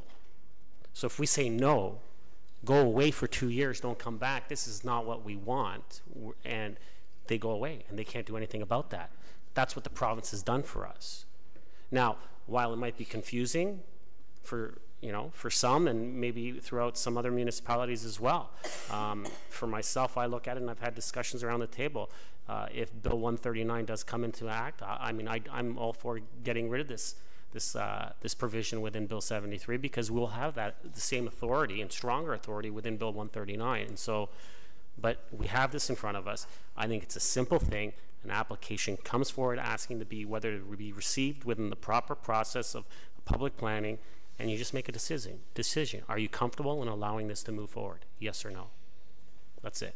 If we start to put guidelines and rules and what we're looking for, what we do is we're going to end up hamstringing ourselves into a corner, and when we make a decision, someone's going to say, well, you didn't follow your guideline. You didn't follow your rules that you put forward. And so I think that's a bad idea of going down that road. I think it's there for us. It's already written. It's simple. Yes or no. Councillor Thompson. it's sort of already been stated that we're kind of in uncharted territory. We're at the forefront with regards to our comprehensive zoning bylaw and the new legislation, and we're just sort of working through this. And so, through you to Mr. Ramuno, I can understand where, there is some confusion, not just around the table, but, eventually for the public's sake too. We have one before us where you're asking for essentially permission to move forward because it's a zoning application. At the end of this month, we have a public planning meeting. There's 2 applications there. And I haven't seen the reports, but I assume that they are just OP amendments, and that's why they're before us. And so I guess we could also have a situation where somebody puts forward an application as both a zoning amendment as well as an OP amendment, and you would bring a report to us asking us to waive the zoning provisions so that it could go to public planning so we could deal with both of them. Or it could be a situation where council denies that zoning and it still goes to public planning, so we only deal with the OP, which to me sounds pretty confusing. Would you agree? Mr. Ramuno? Through you, Mr. Mayor, yes, it is. One thing, if I can add, just hopefully it clarifies, under this provision of the Act, council does not need to provide a reason for why you want to accept the application or not accept the application. Plan Act is clear. It's council's prerogative. If you say no, as Councilor Maracas mentioned, you don't have to give a reason. You just deny the application, the future application, and the applicant will need to wait 2 years. If council agrees to receive the application, it's a yes or a no. You don't need to provide a reason. And I understand that, but I guess optically it's good to always try and be as clear as possible, avoid confusion even from the public's perspective of why are you dealing with some and not the others without having to go through this long-winded explanation all the time. And so while I share the concerns about being bound by any guidelines or framework that are rigid, it would be, in my opinion, helpful to help us navigate this process until we amend our OP and they sort of align with each other, or, as Councillor Maracas mentioned, until Bill 139 is passed, and then we can just do away with the provisions that were given to us in Bill 73, because at the end of the day, we'll have a stronger authority through Bill 139 than through this. And so, I share Councillor Gardner's suggestion that, some guidelines, even if it was as simple as, like we're dealing with the past sign variances where staff are making a recommendation and they outline the reasons why we should accept this in terms of community benefit or whatever and move forward, that some sort of assistance from staff to help us navigate this process and be consistent as we work through the number of applications that are unfolding. Thank you, Mayor Daw. Councillor Perry. Thank you, Mr. Mayor. I guess the cynical side of me says that we're allowed to see the information, we need it to make our decision, but we're just not allowed to talk about it. I think I agree with Mr. Ramuno that all the information is important for us to make an informed decision. If somebody just wants to put on a 35 floor high building, I won't be in favor of looking at that, and that's the reason why. If somebody wants to put in some beautiful complex where a hockey team wants to come and play and it's going to be paid for entirely by a private developer, I'd love to look at that, and that's a zoning bylaw amendment that I'd be happy and thrilled to look at. I think where we can get into trouble is if we start looking at it at an extremely granular level, which I think we rightfully, to Mayor Staw's point last week, we did sort of get into a granular level in looking at them. But if we try to look at it from a 10,000 foot perspective, I think it's perfectly fine to look at it on those merits and judge it in that way. So I agree with Ms. Desario, and I disagree as well. It's how deep are we going to look at these items, because we don't have all the information in place to look at them as fulsomely as we normally would. Now, with that said, Mr. Mayor, I've just gone off topic for the last minute and 45 seconds. We are talking about one specific application and not the application in general. So I am in favor of moving forward with this one because, as we've stated last week, they were in process. They were working with the town, and I think we sort of sprung this on the development community fairly quickly, and I think, to be fair, right now, you know, if anybody's been working with us, I'd be happy to consider their recommendations. Now, next time that a new zoning bylaw comes into place, I might not be as open because people will know how the process works in Aurora. But for right now, I'm happy to move forward on that. So, Councillor Perry, and to Councillor Gartner's point, and I made the suggestion to the CAO last week that before we looked at any other applications coming forward, that we put some kind of at least basic process in place as to why we're looking at it. And the reason we're looking at this one, and I would not have put that paragraph in, because to me that's talking about the development, or talking about the project, as opposed to why we want to look, or why we want to grant the recipient an approval to bring it forward. And the reason I'm looking at granting the approval is because it was started. So it's maybe not a great term, but grandfathered in. So they've been working with the town. It takes a certain amount of time to get it through. If we say, you know, to Councillor Perry's point, and we are straying a bit from this particular thing, but I think it's an important discussion we need to have. If we start to say, okay, well, I'm keen on this sportsplex, it's going to be paid for by someone else, but I'm not keen on a condo because of whatever reason, then I think we get into discussing the merits of the application as to why we're looking at letting it come forward simply to go through the public planning process. And that's what we're doing. That's where we discuss the merits. So I do support allowing the applicant to submit their application. With that said, Councillor Marcus and Councillor Gartner. Thank you, Mr. Chair. I'll agree to disagree. I'm more with Councillor Perry on this one, and I think you have to look at it a certain way. But at the end of the day, I'm just going to leave it as I think we can all agree that voting in favor of this does not mean you're voting in favor of the application when it comes forward. So I'll be in favor of receiving this. Councillor Gartner. I'd just like some clarification from the clerk. So, Mr. Clerk, during new business, I can put forward a motion that asks for, thank you, a process. Thank you. Councillor Tell.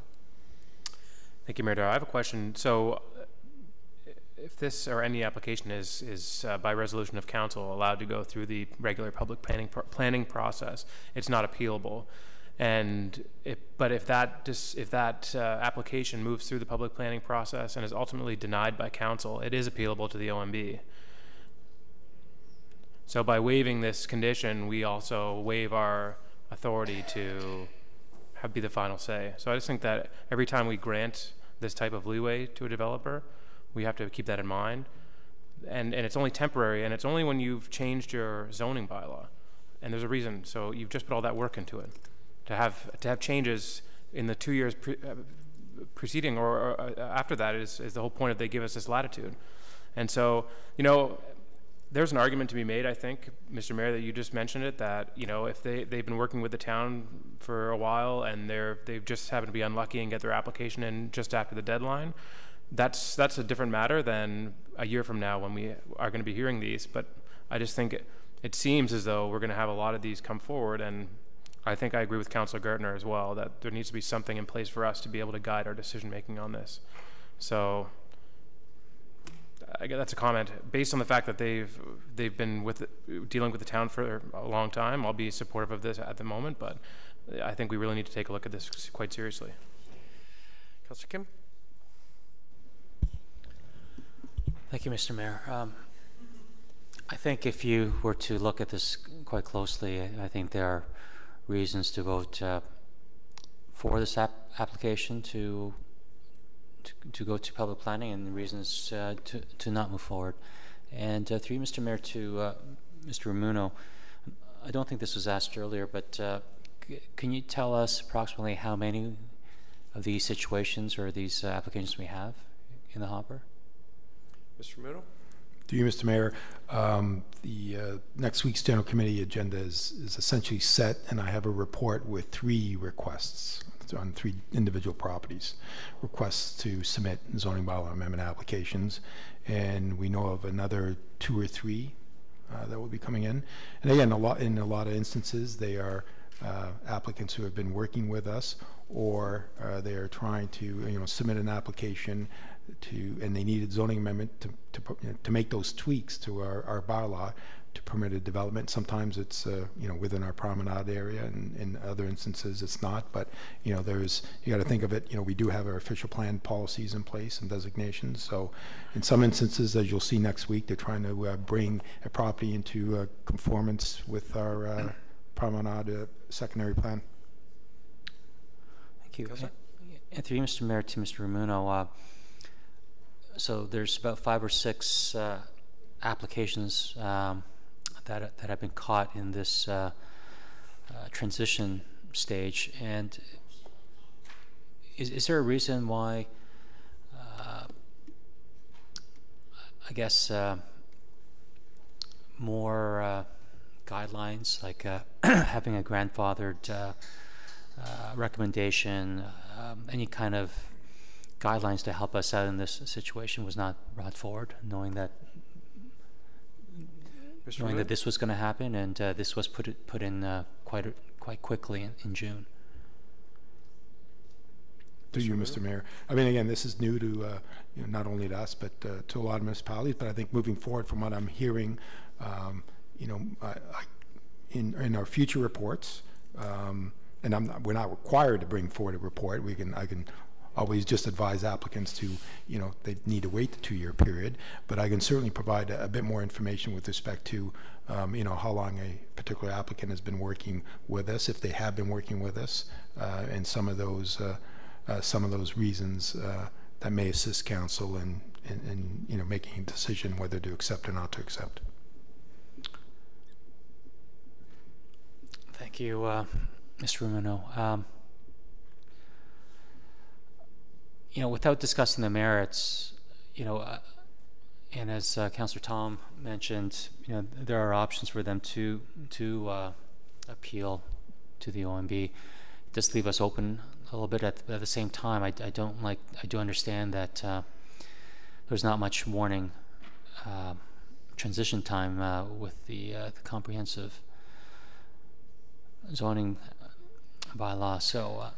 I'm leaning towards approving this one, but then I ask myself, then what about the other five that are coming through? If I'm not going to judge by the merits, then my decision would have to be to approve those as well, to be consistent, because I don't like to waffle and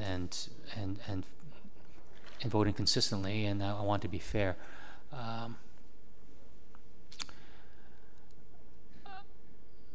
So I have about 2 minutes to decide, but I am leaning towards going ahead with this, and we don't have to approve this in public planning, but it does leave us a little bit vulnerable. Thank you.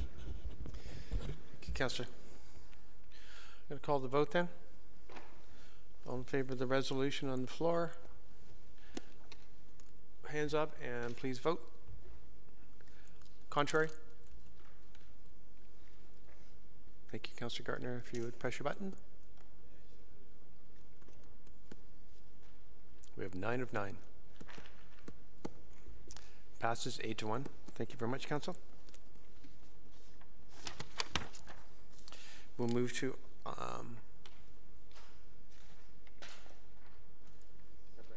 yeah, why don't we move the break up? Do we need a motion to move the break up? So we'll just move the break up. We'll take a 10-minute break. Be back in 9 minutes.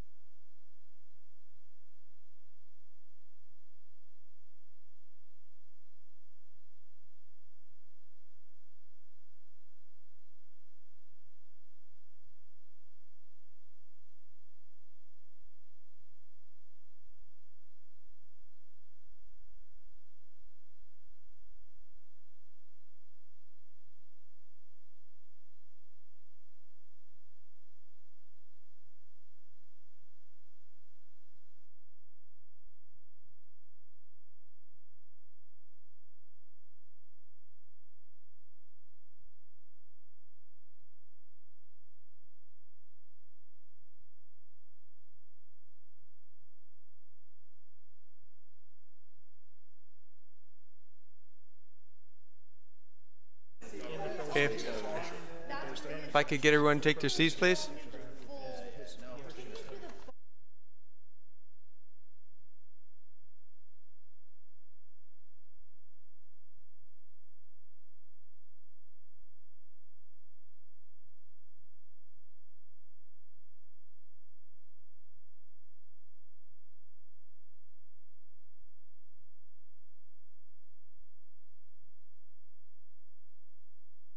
Could people please take their seats? That would be Councillors Puri, Maracas, Kim, Mr. Downey. I'm here. You're on the roll.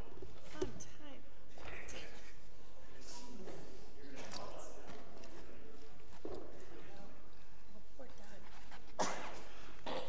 All right, we are moving to R1 from tonight's agenda. And that's the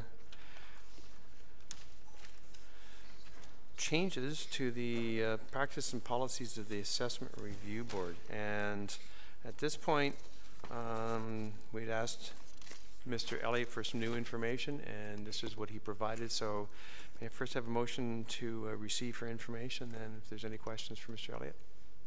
Councillor Gartner, thank you. Second, please. Councillor Humphreys. Questions on this bit of additional information?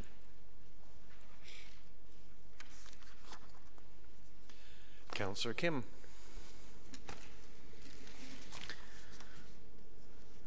Thank you, Mr. Mayor. I'm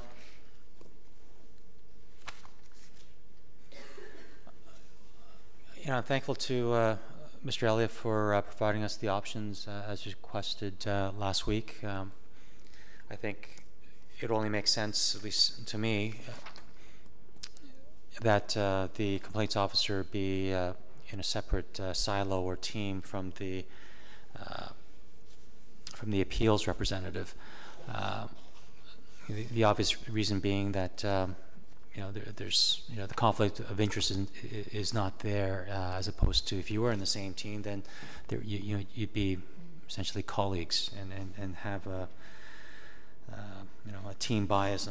But I think with the new information that's presented, for me, my preference is to have the HR manager be the complaints officer, or kind of, I guess in another way, an ombudsman in this perspective. And I think an HR manager would have the, I think at that point, if anyone were to complain, it's less of a technical issue as opposed to a customer support or behavioral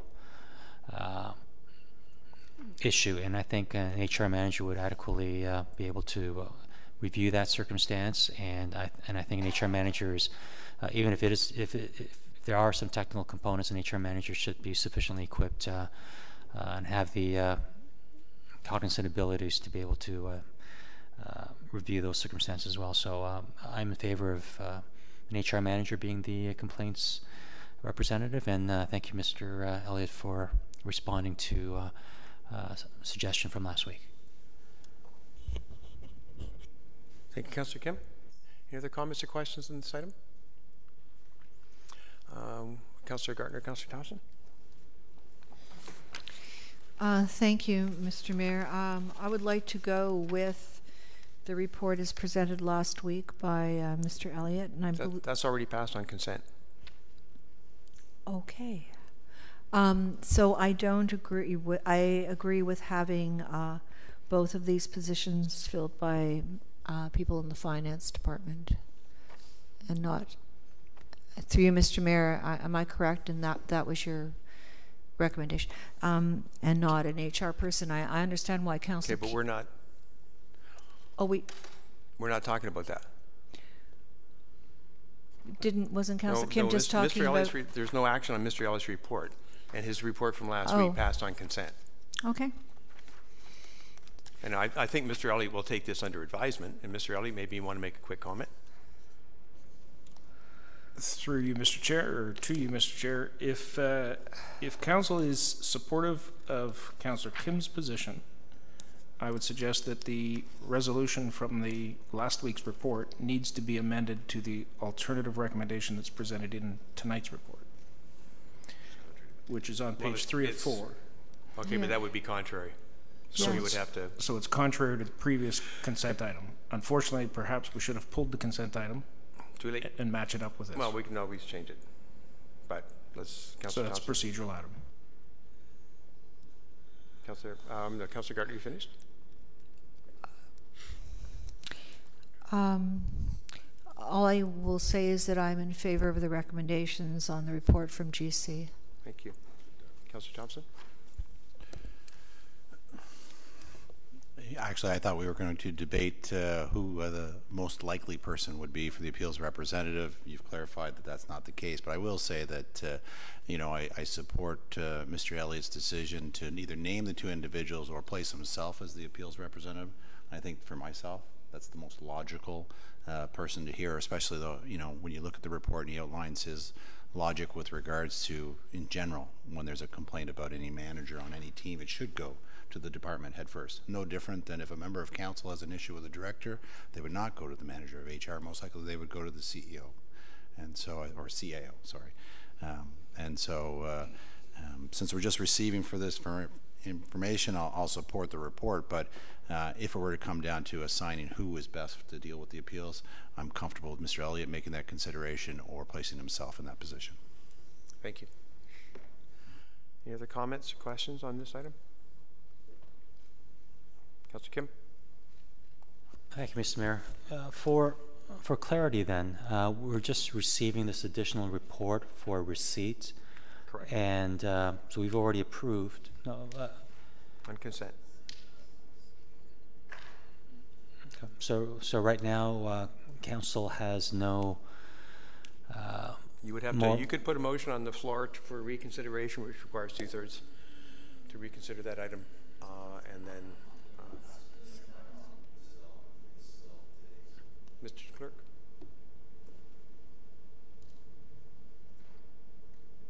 That's you. Thank you, Mr. Mayor. As far as I know, reconsideration would require 6 months too, as per the procedure bylaw, or 6 months down the line from when the motion was originally made. But the motion's been passed by council. I don't think it can be reversed or amended at this point. This is council. I thought this is the final vote for last week. I'm sorry? The motion's been passed by council. So it could be reconsidered in 6 months, but not. I wouldn't say it could be reconsidered tonight. We have to have a waiver of procedural bylaw, but it does require a waiver. Notwithstanding the fact that confirming bylaw has not been passed, it does require a waiver of procedure. Yes. Councillor Kim? But we discussed this report or this item last week for the first time in GC, as we normally do. We ratified it in council. Mm-hmm. And it was approved on consent. Oh, okay.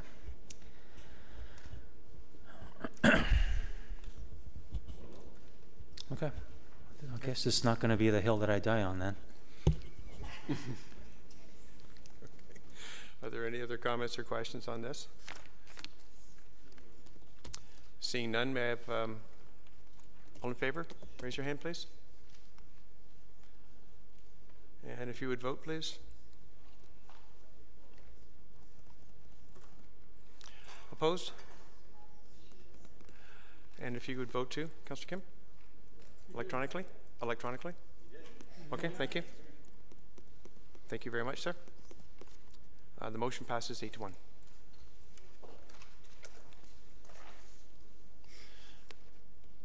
Item R2. Word of tender. Put that on the floor, please. Councillor Tom, thank you very much. Is there a second? Councillor Perry, thank you. Any comments or questions on this item? Seeing none. Oh, Councillor Thompson.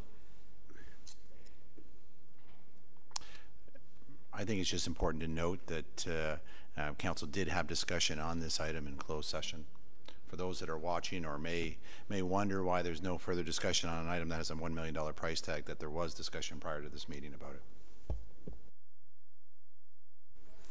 Thank you, Councillor.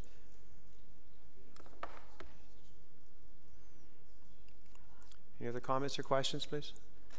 Calling the vote then. All in favor, raise your hand and vote on your screen. Contrary? Seeing none. We are unanimous. Thank you very much. Last item. We already dealt with that. We received that. That finishes the items for this evening.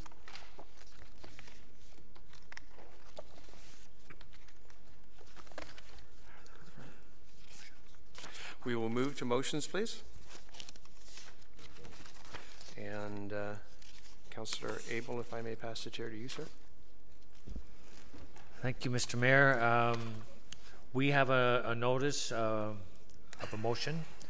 No, actually, we have a motion for which notice has been given, and it's by Mayor Daw, and that's why I'm going to take the helm here.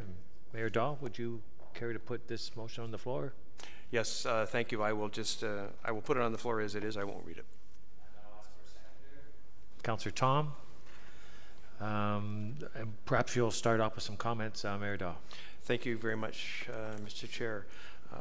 Last year, Mayor Van Bynen and I joined the Ontario Automotive Mayor's Caucus, which is hosted by Mayor Burton in Oakville.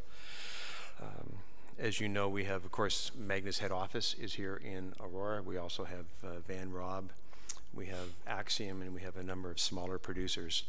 So the automotive sector is indeed important to Aurora. It's not as visible, perhaps, as an Oshawa or an Oakville, but it is very important to us. And there's a number of issues that have come up. There is the biggest one, of course, is NAFTA.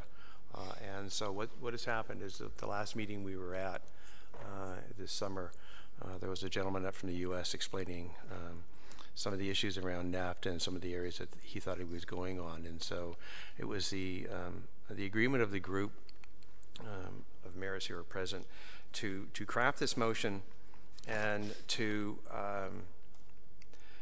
ask mayors of automotive towns, cities, to show their support and to send a letter to the Prime Minister in stressing our importance, our feeling of importance on this particular issue.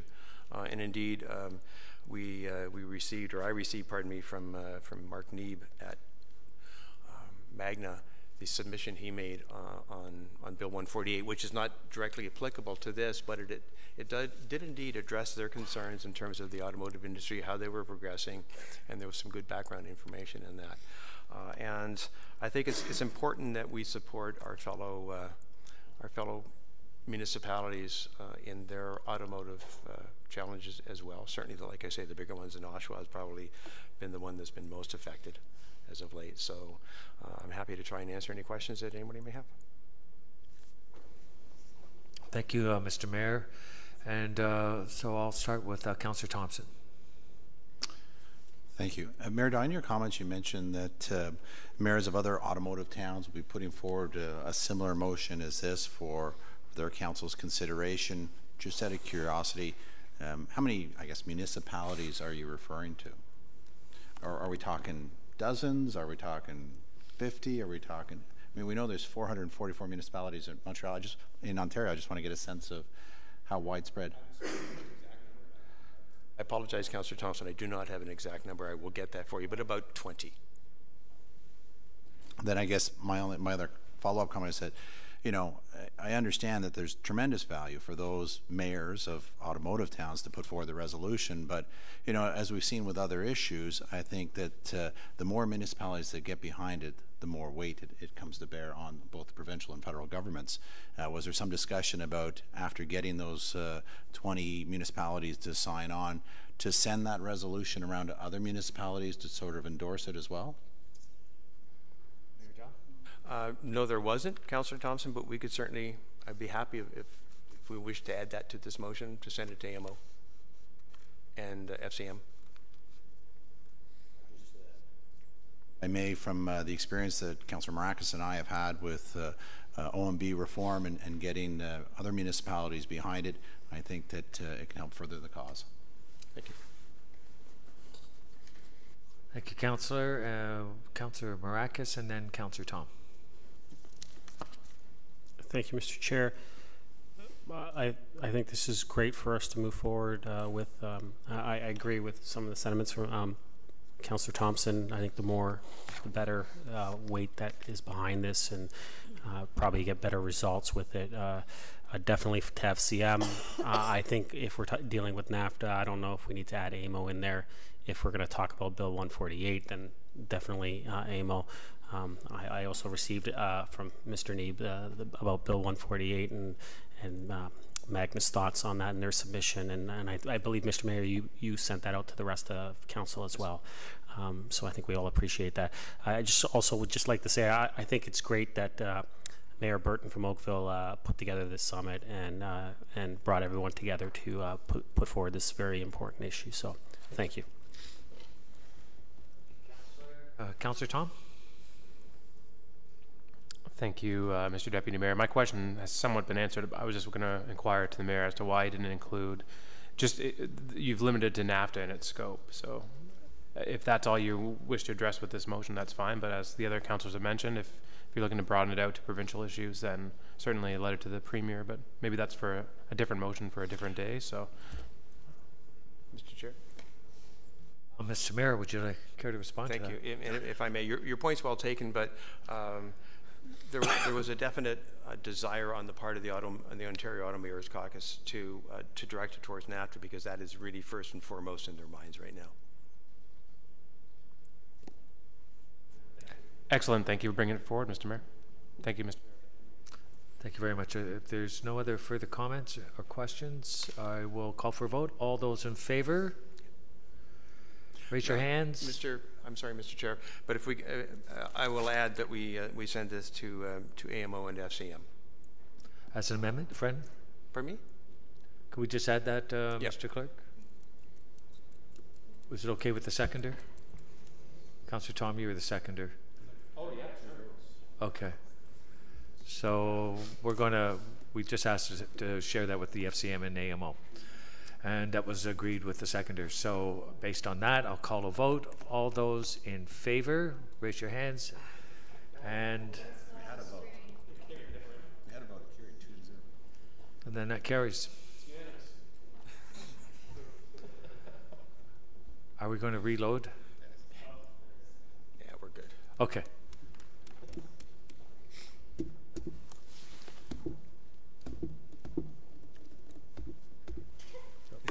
Mine's a little faulty. I know.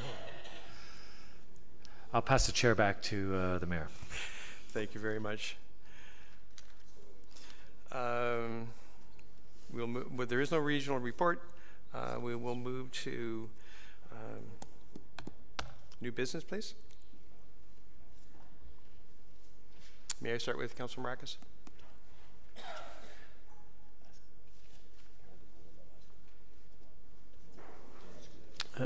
Thank you, Mr. Chair. Three to Mr. Ramuno. Mr. Ramuno, I just feel like every week I'm going to be having these issues. As I mentioned last week, Councillor Gardner and I, and this council as a whole, looked at putting forward mitigation measures in place in regards to the Highland Gate development. And this week I find myself with some more issues within the area where trucks are lining up along Bathurst before 7 a.m. And they're actually making it very dangerous for residents that are trying to turn out from the Highland Gate residential area onto Bathurst. I have a picture. I don't know if Linda can put it up for me or not, just so everyone can get a perspective. A resident sent it to me, just so everyone, I think, can get a feel of what it looks like at, like, we're talking like at 6:30 in the morning, lined up on Bathurst, and they're lined up in the middle of Bathurst. And so you can only imagine you're coming out and you're trying to make that left, and you can't see what's going on. So I'm just, maybe through you, I don't know who can answer it, Mr. Ramuno or maybe Tasha, is this allowed for these trucks to be parked like this? To you, Mr. Mayor. No, I mean, that type of lineup shouldn't occur. As soon as I got your email yesterday morning, I did pass it on to the Geranium representative. She informed me that they had a discussion with the contractor, their engineering consultant. Their engineering consultant was on site this morning to ensure it doesn't happen again, and it was discussed in their weekly site meeting this afternoon, so they got the message. It's not going to happen again. Again, you may see, you know, a couple trucks lined up, but that amount of trucks shouldn't be lined up along the center street of Bathurst Street. So they got the message and they responded as soon as I placed a call into them yesterday. And I appreciate that, Mr. Ramuno, and thank you very much for putting that call in and getting this straightened out. I guess I'll just wait till next week to see what the next thing is that comes up, but we'll see what happens. Thank you. Councillor Gardner. Thank you, Mr. Mayor. Through you to Mr. Ramuno. Mr. Ramuno, or it could be Ms. Van Leeuwen, but I believe we've have a council motion to do a town-wide parking study. Would you have any idea when that's going to start? Mr. Ramuno? Through you, Mr. Mayor. Yes, we've already got a terms of reference prepared, but again, we need council approval of those funds in the 2018 budget. So we're hoping that if that occurs later on this fall, October, November, we'll be able to then issue those terms of reference and initiate that, you know, before the end of the year. So we'll be able to undertake that over the next year, 2018. So I didn't realize that. So so all of council, and I think you, Mr. Ramuno, have received a petition from residents in one of our cul-de-sacs with respect to a parking issue. So what I was going to ask you is, in order for the residents to know that we're taking this seriously, could we be looking at the cul-de-sacs first as part of the parking study? But if that's not going to happen till 2018, the residents may want to come to council. But could I have your undertaking that we could look at the cul-de-sacs first in that parking study and bring that information to council? Through you, Mr. Mayor, certainly we can do that. Well, staff will endeavor to do that. Thank you very much. Through you, Mr. Mayor, to Mr. Downey. Mr. Downey, we've discussed this, you and I, but 2 years ago, almost exactly to this date, a resident came to the podium.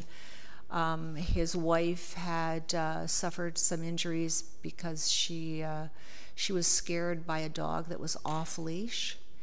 And I believe that through many discussions, we decided that we would make our signs more informative to the residents so that they would know that dogs off leash were not acceptable. I think the resident and I were hoping that we could also add the fact that there would be a fine for dogs off leash.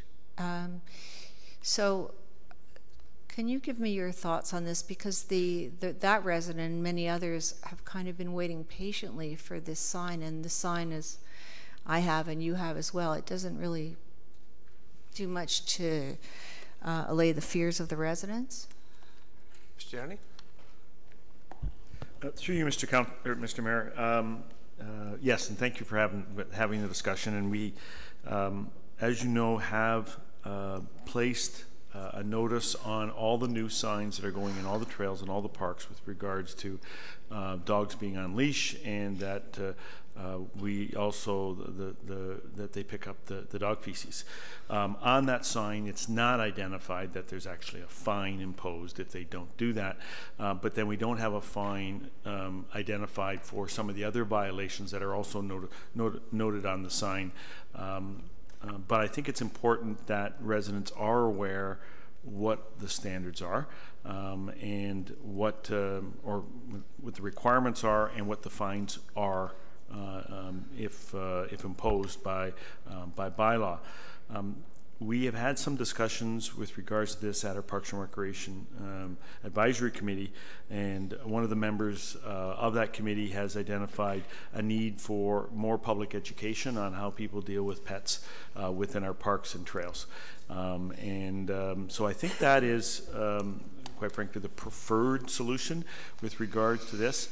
There are a number of violations that people seem fully aware of. Whether it's no smoking or littering or a number of violations that we don't have identified in the signs, but everyone seems to know that it's not permitted. So I think it's important that we provide an education program similar to that that would certainly identify why we are imposing or why we need dogs on a leash, why it's important that they pick up the dog feces, and also make them aware that there are fines, and we do have staff that are patrolling that, and they will be subjected to fines if we find violators. So it will be something that I will be introducing as part of the discussion at the Parks and Recreation Advisory Committee, and looking for some recommendations coming to council through that committee. Whether or not that will include a budget consideration, we're not sure, but it is certainly something that we would want to coordinate through our communications division, as well as through our bylaw enforcement division, in order to make sure that we have maximum success with regards to informing the public. The other thing that we can look at, that we have discussed, is that perhaps the notification with regards to dogs could be in a little larger font within the signage. So we will look into that and see what we can do. Now, some of the signs that have already been done, we're not going to be retrofitting, but we aren't completed our signage program. It is an ongoing or a phased-in program, so it is something that I will ask staff to look at, and whether or not we can increase the font with regards to that. And I think those two steps should help, but there will always be violators with regards to this, and that's why enforcement is also important. Councillor? Thank you. I don't think we can afford to have enough enforcement officers to really enforce this properly, as we have so many trails. Could this come on the next Parks and Rec agenda then, so that we can try and move forward with this? And also the other question is, I think we put some money in the budget last year towards education, or this year towards education. Perhaps Ms. Van Leeuwen can answer that. Ms. Van Leeuwen? Through you, Mr. Mayor. In 2016, there was a $10,000 enhancement, but that was to offset increased patrols and some education. We did work with communications, and we did update our responsible pet ownership brochure, and that information is available on our website. And then in 2017, there was an increase. It was an option for council during the budget process, if you recall, yes. And we increased our budget by $45,000 to include 24 hours of additional patrols every week. Thank you very much. So it's not specifically for education. Thank you, Mr. Downey. I think the sooner the better. It could come back to council. And the last thing, I don't know who to ask, but I heard that there's an invasive species specialist from York Region holding a workshop just for municipal staff. And I'm wondering, I can see that it's not registering. So is that something you could find out and make sure that we have a member of staff who attends that? I think it's next week. Thank you. I think it'd be important for us to attend that. And I do have a motion, but I've taken enough time for the moment, so perhaps you could come back to me. Councillor Thompson? Councillor Abel? Thank you very much, Mr. Mayor. And I was recently in downtown Toronto, and I'm going to ask Linda if she could put up a couple of slides I prepared. This is something called Making Peace. It's an international photo exhibition. And Making Peace is a major public outdoor event that aims to teach the public, especially the young people, what key elements are necessary to create a sustainable peace. And it's providing an opportunity for people of all ages to get involved in bringing about a positive change. I'll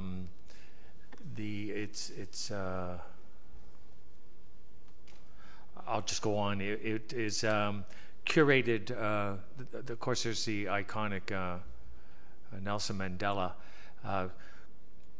And if you could, the next slide, please. There's only two more. This here gives sort of an idea. The exhibition is currently on view in Toronto.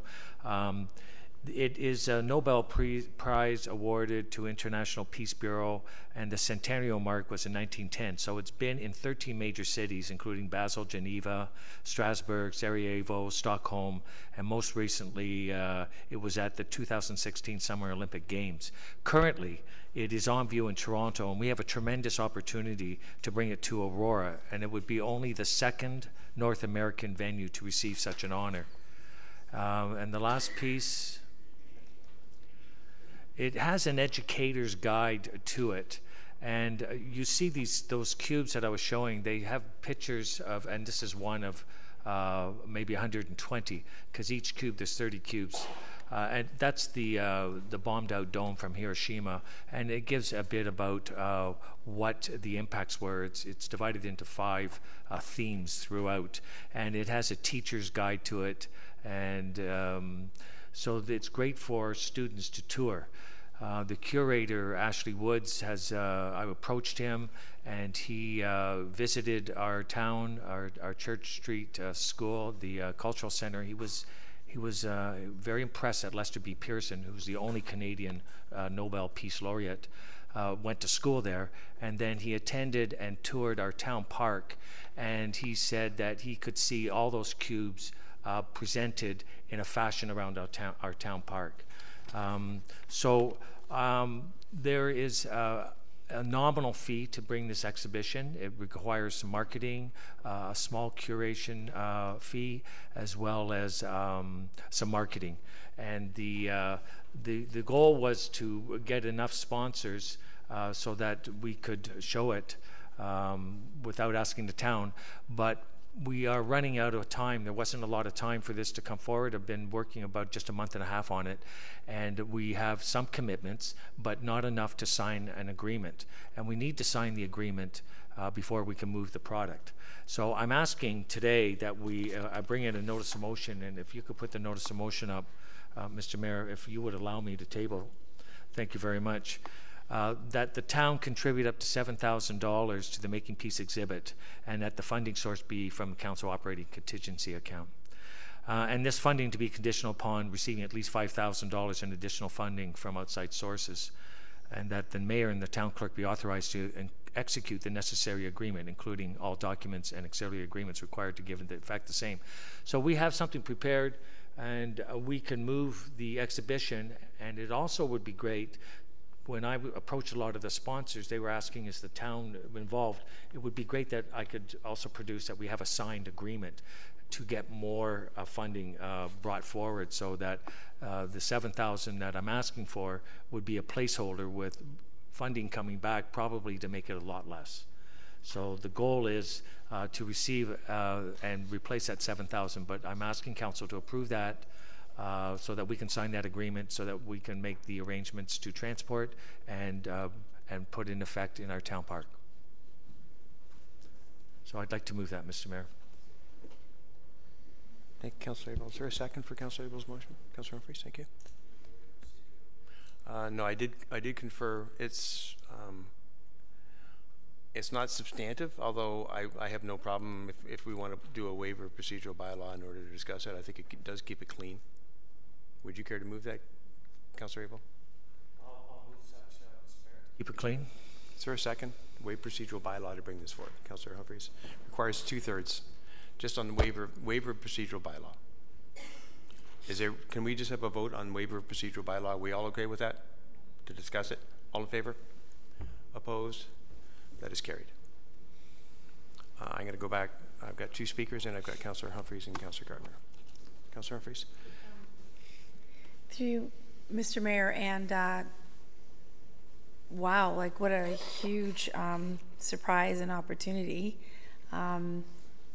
This exhibit is extraordinary. It's been around certain cities in the world, and it sounds like it's in Toronto, and we were fortunate enough to have an exhibit here in Aurora, which, I mean, looking at the significance of this display, I mean, we're an arts and culture town.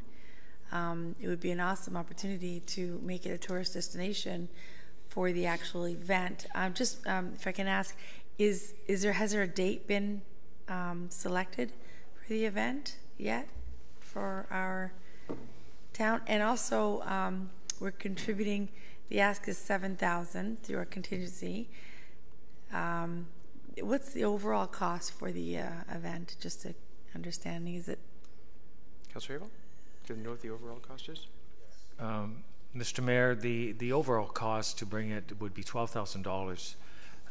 But we would look to enhance it if we could, if we had the opportunity for the funding to broaden the marketing scope to attain. And the time frame is from September 29th to November 19th. And it coincides with our cultural days coming up. It also would be, of course, with the farmers market, but the ending date was a week after Remembrance Day, which I thought was appropriate. And without the weather getting too inclement, with the fall colors in our town park, I thought the 7 weeks that would be a significant time frame. Councillor? I'd also like to, if it's okay, it looks like we're in agreement with the town, but could we work with the town? I know there's marketing that we'll need, but there was like outreach programs for I guess schools, opportunity to have kids do tours. So would we have our curator at the Aurora Museum help work on this as well? Councillor Abel? Thank you, Councillor Humphreys. Actually, the curator, Shauna White, will be the lead on this, and she has contacts within the board, and also I've outreached with a few other key points within the York Region board that would take on to inform the curricular, the faculties and other schools outside of Aurora that they would be welcome to come for guided tours. So the curator, Ashley Woods, would be giving guided tours, and he would also train other volunteers to give the same tours as well. Two last questions. First one is, the ask is out of our contingency fund, and I just wondered what was left or remaining in our fund this year. Mr. Elliott, might you happen to have that? The budget for 2017 council contingency operating account, it was $35,000, and we have spent less than $1,000 of that. This year? Yes. So we're good? So we're good. Okay, that's good. That's great news. I mean, just in terms of this opportunity, it's near the end of the year. And the other, there's two asks, so there's that. I'm sorry, I'm just thinking about this whole thing. It's pretty significant and very. How did they select us? I'm sorry, I'm not sure. How did they find Aurora? Like, this is a great opportunity. Did we were engaged in that opportunity, Mr. Mayor, or did we reach out to the? Councillor Abel? I'm just trying to figure out how this. I approached the exhibition and the curator and some of the sponsors when they did the grand opening in May, when it was done in the downtown Toronto and the Canary district, they call it now, just east of the distillery area. I kind of said, what are you doing with it after? And one thing led to another. Okay, thank you. Councillors Thompson, Gartner, Kim.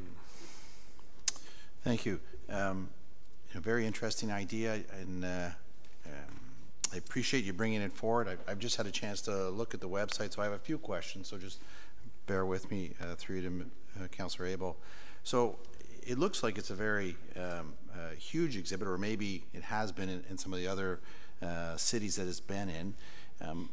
Will they reduce the exhibit a bit to fit our size? Or I'm not sure, because on the website it talks about up to 100 panels and so many photographs, so I just thought perhaps you could provide some additional context. And the other question I had is, it's not clear to me, because it seems to say that with regards to the application, the exhibit has been accepted. The exhibit will be delivered to you on a DVD. That part of the reason why it's been successful is that it doesn't really travel. Each location has printed and put it up, and so perhaps you could provide some answers to that about how it. Thank you, Councillor Thompson, for asking the question. The panels are basically each location throughout that have been exhibiting it they would do it their sort of way to their venue. In Toronto, what they did is, because they have a huge boulevard on Front Street there, just east of the distillery, they put them in a 6-foot high, 3-foot cube, and so they put each panel on either side. So 4 panels for each cube makes about 30 panels in total. And so the panels that we would use, we're just going to take those cubes, as we call them, and transport them up here. The DVD is part of the licensing fee, but that has been waived in this case because the curator has said, you know what, I'm already showing it, and he would be pleased to bring it up to Aurora, so the York region and Aurora could share it. So the DV is more to getting the license if you were to take it to another location. So that is the making piece where you have on site there, is trying to attract other cities to do it. Thank you. Carter. Thank you, Mr. Mayor. Of course, it's very exciting. I would have appreciated being in the loop earlier than now, because now we have to make a decision very quickly. Personally, I would like to have a little more information about the organizers and about the cubes and what happens if they're damaged, the liability. Anything else Mr. Naderozny can think of? I mean, it sounds too simple that we're just going to pick up the cubes and move them up to Aurora, and if that's what we're doing, and we don't have to put a deposit on or assume any liability, but I think we need something in writing. We need some more information.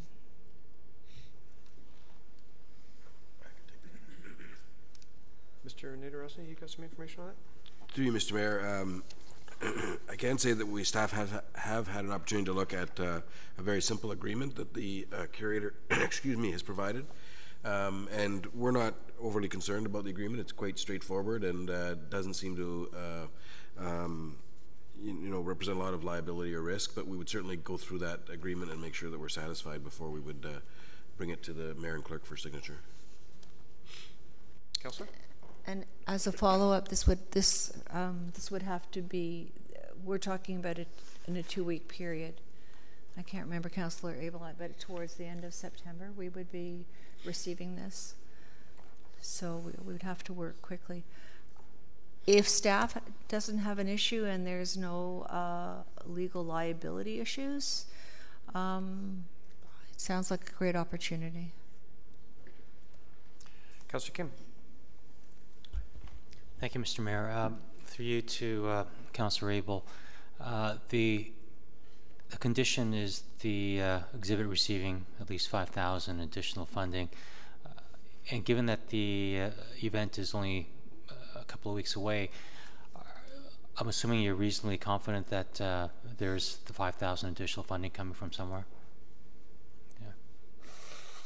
Thank you, Councillor Kim, and I'm very confident. I've got commitments to that effect. The idea is to get more.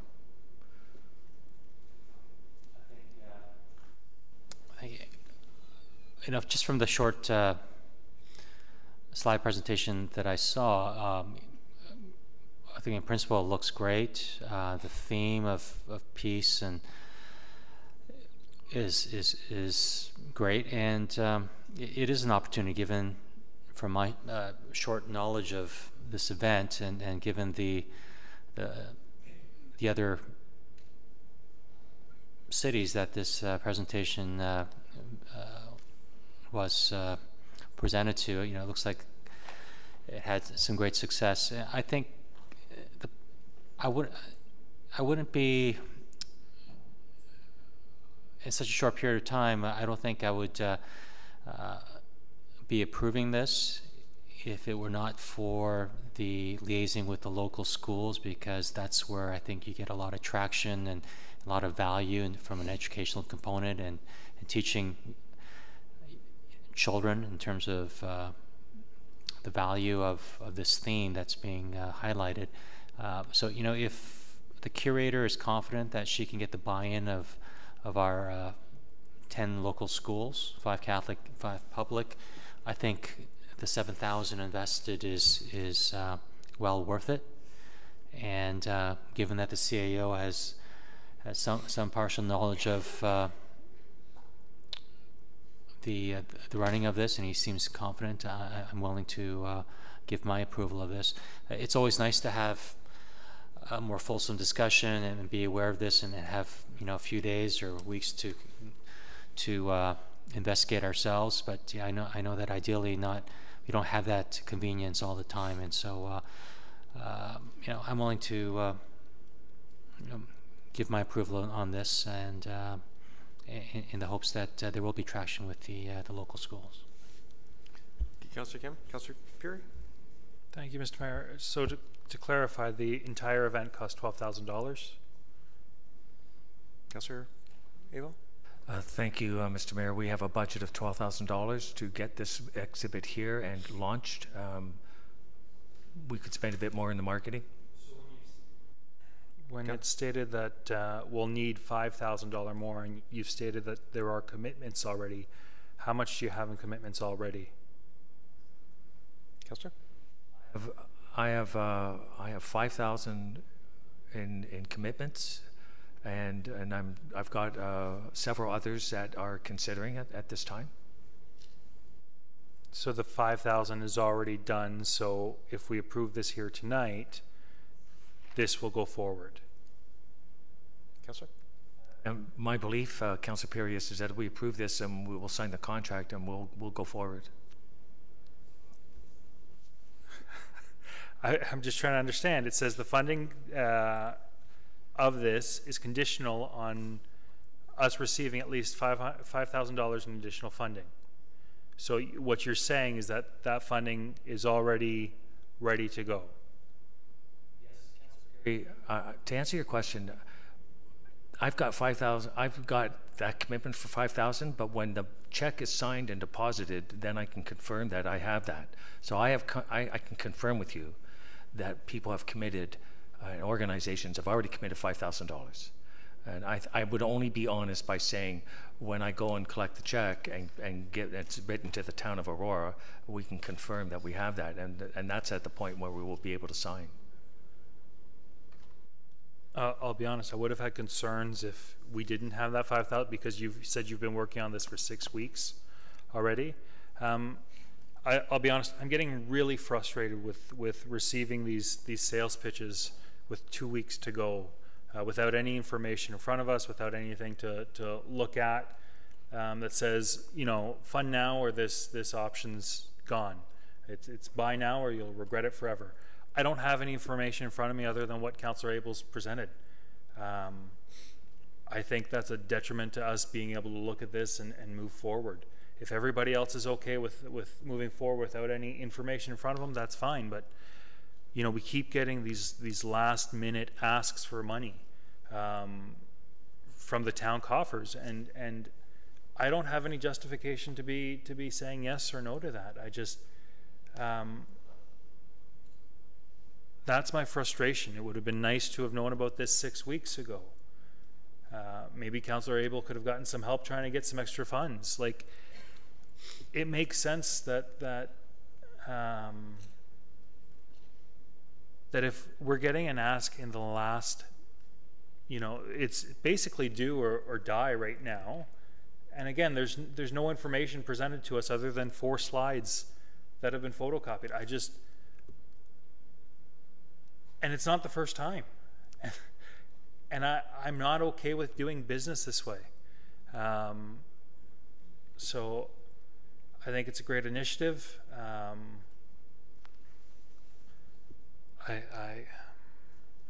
That's where I'm torn. So I'm not sure what I'm doing yet.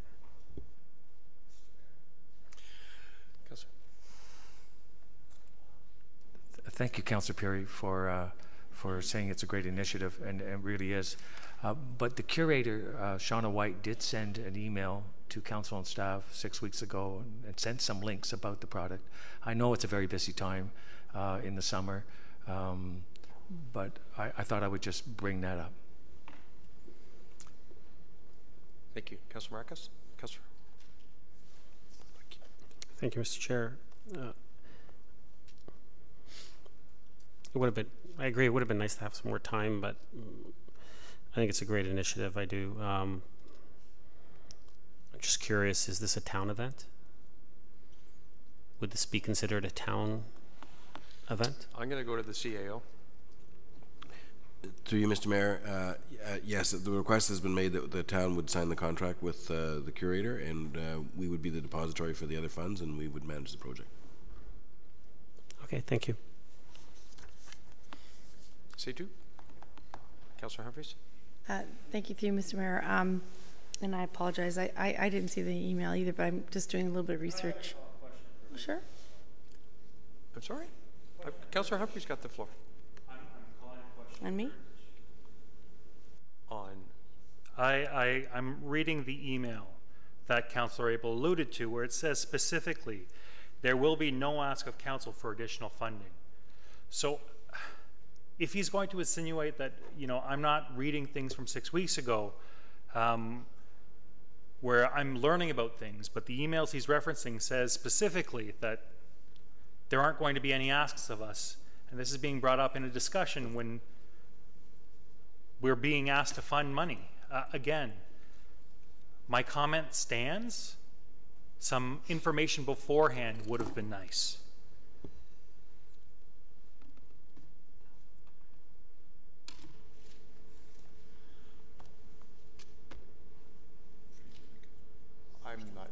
I'm going to go back to Councillor Humphreys because I'm not sure what, I appreciate your point, Councillor, but I'm not sure.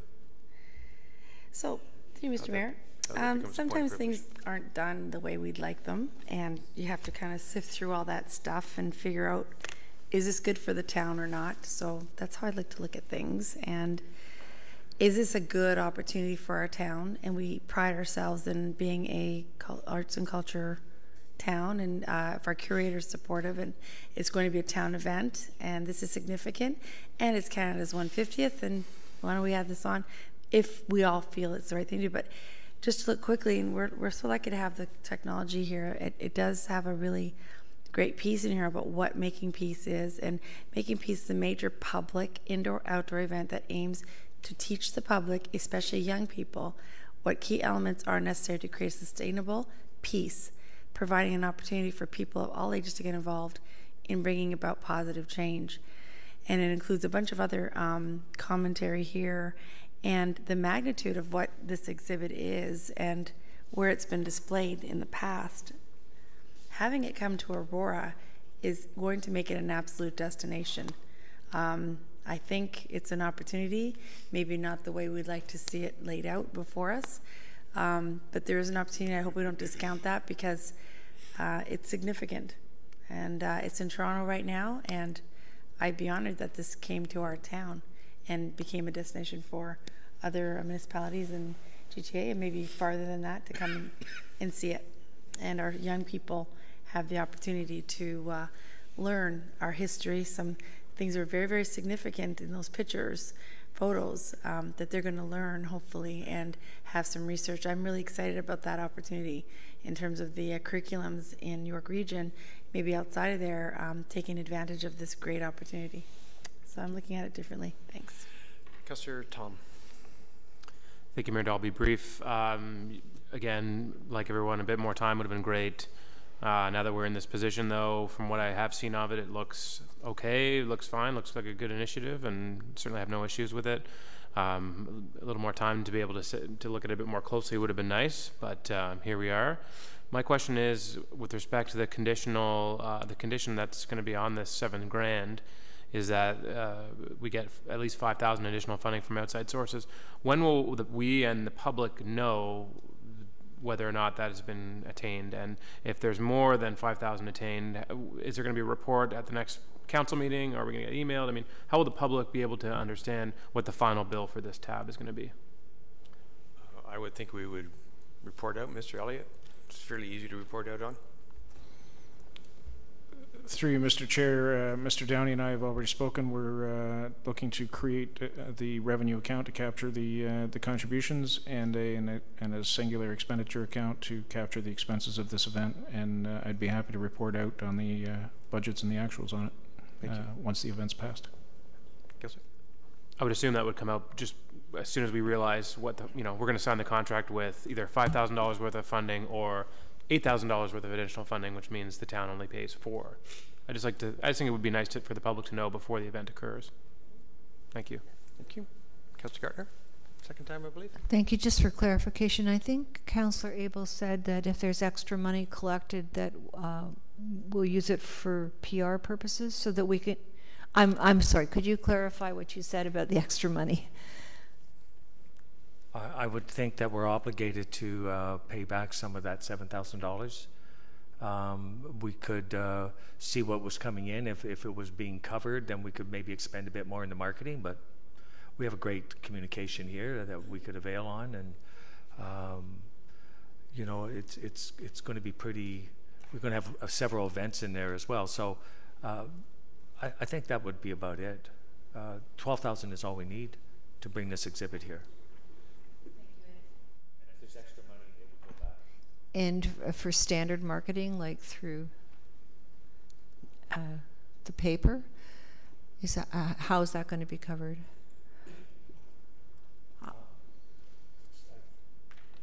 Mr. Clerk, There is a marketing, and the lead on that will be Shauna White, the curator.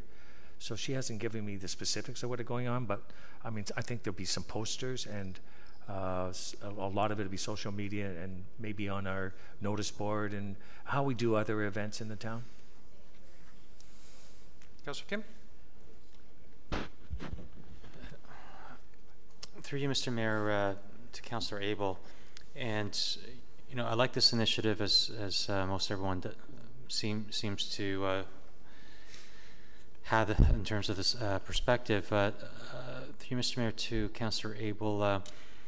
I know you have the best intentions in mind here, but just reading the email that the curator sent us on July 7th, and just to add to Councillor Puri's comment, why is there a discrepancy between the curator's sentence that there will be no ask of council for additional funding and your request for $7,000? Has the scope of the project grown since the initial email? Just so that now that this has been brought out, just want to validate where the expenses are going, because she seems to think that there's no further financing required from us. And so if you can just elaborate in terms of what's changed since her ask. Councillor. Thank you, Councillor Kim, for the question. It was optimism was one. The budget has not changed. I felt confident in July that approaching businesses and organizations that I would probably come up with the $12,000. But due to summer and a lot of decision makers not there, and myself being very busy for certain periods, that wasn't attained.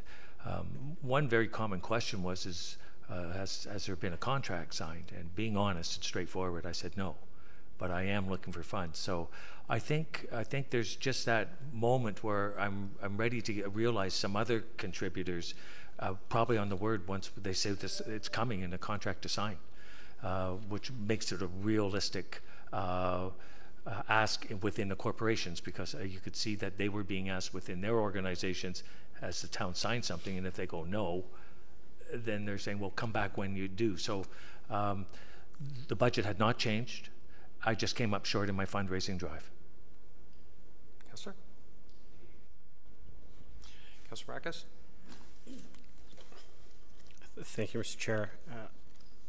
I was just going to mention, it was mentioned, Councillor Abel just mentioned that, you know, it's the summertime and, you know, not a lot going on. I'm just going to throw out, maybe that's why we shouldn't have canceled the August meeting. I'm sorry, I missed that, Councillor. That's Councillor Thompson.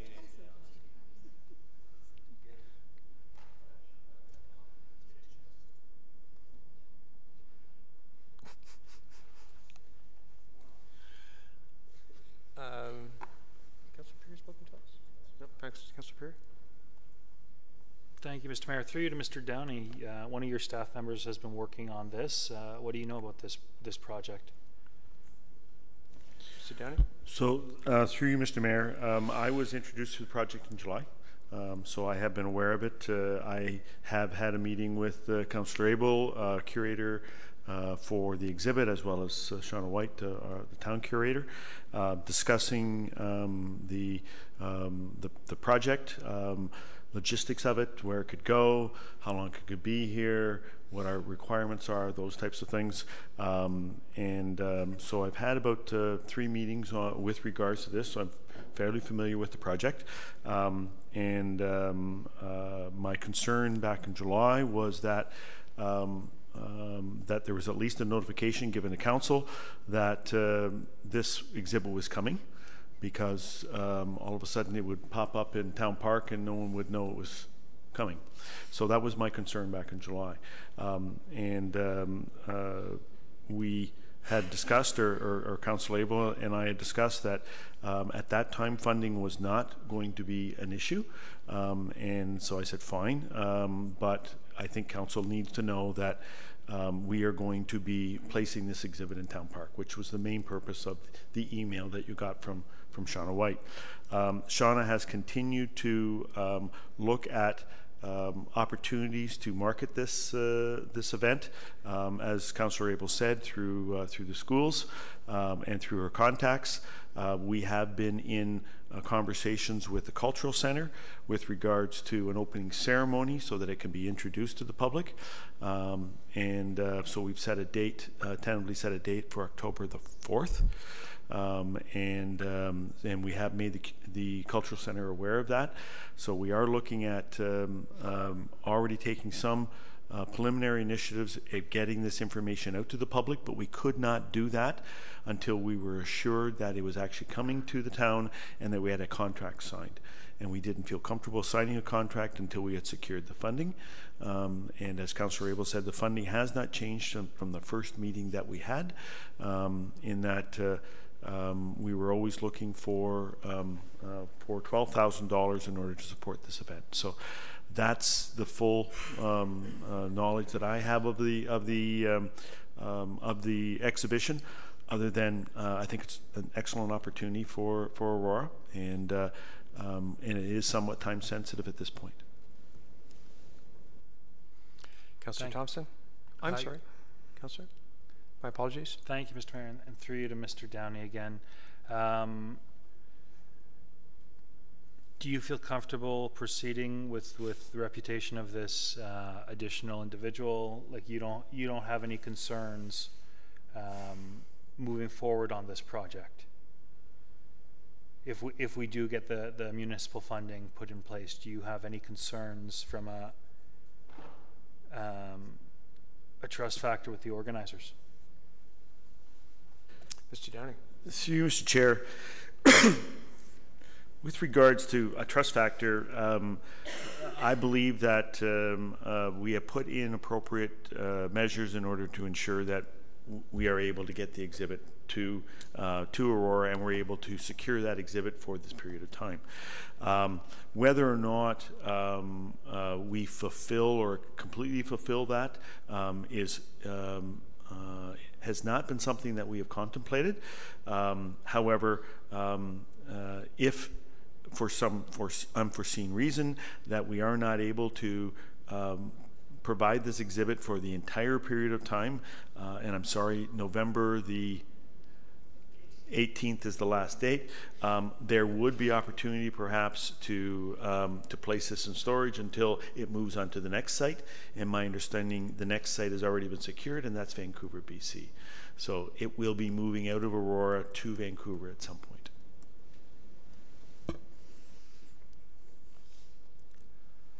Councillor? I appreciate that, Mr. Downey, and my only other thought is, should we approve the full 12,000 now, just in case any of those commitments don't pan out? I guess that's a question to Councillor Abel. Councillor Abel? I've had discussions with Mr. Downey. I'm very comfortable with what we have right now. I'm very confident that we will have no problem. Yes. Councillor Thompson? Just on a final note, I certainly am appreciative of Councillor April bringing this forward, and encouraged by what I've heard from staff. It does sound like a very good opportunity, certainly something to help Aurora stand out, and so I look forward to seeing it. But I think the conversation around the table, I share that frustration of trying to have a debate or discussion about it without really knowing in advance. I think as a courtesy, it's a good reminder for all of us that if we are working on something or bringing something forward, some heads up, even an email this morning or something, so that we individually could take some time to at least do our own research and look into things, is always a good reminder, and is just respectful of one another. Any other speakers? I do support. I think it's a great idea. I do go with what is there, because I think I too have some discomfort at looking at these things at the last minute. And I was just actually looking for the email from Shauna White. I either didn't get it or I inadvertently deleted it, so I can't backtrack on that. But again, I agree that, you know, a little advance notice, even an opportunity to go down and look at it in Toronto before we made this decision would have been ideal. Because well, just from the pictures alone, it looks pretty powerful, and I think it will be quite impactful. And to Councillor Kim's point, certainly getting the schools involved would be great. Calling the vote then. All in favor? Hands.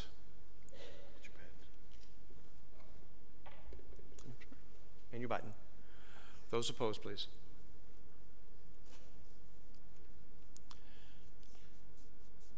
Thank you. Councillor Abel, did you have anything else? Thank you. Councillor Humphreys, under new business? Just a quick thing, Mr. Mayor. We did receive a memo from David Tomlinson in regards to the IVJ Community Nature Reserve. Some follow-up. I remember having a tour of the environment there. The staff took us around 2014, though, was last term. And he's just citing some things that are not going as well as he was hoping.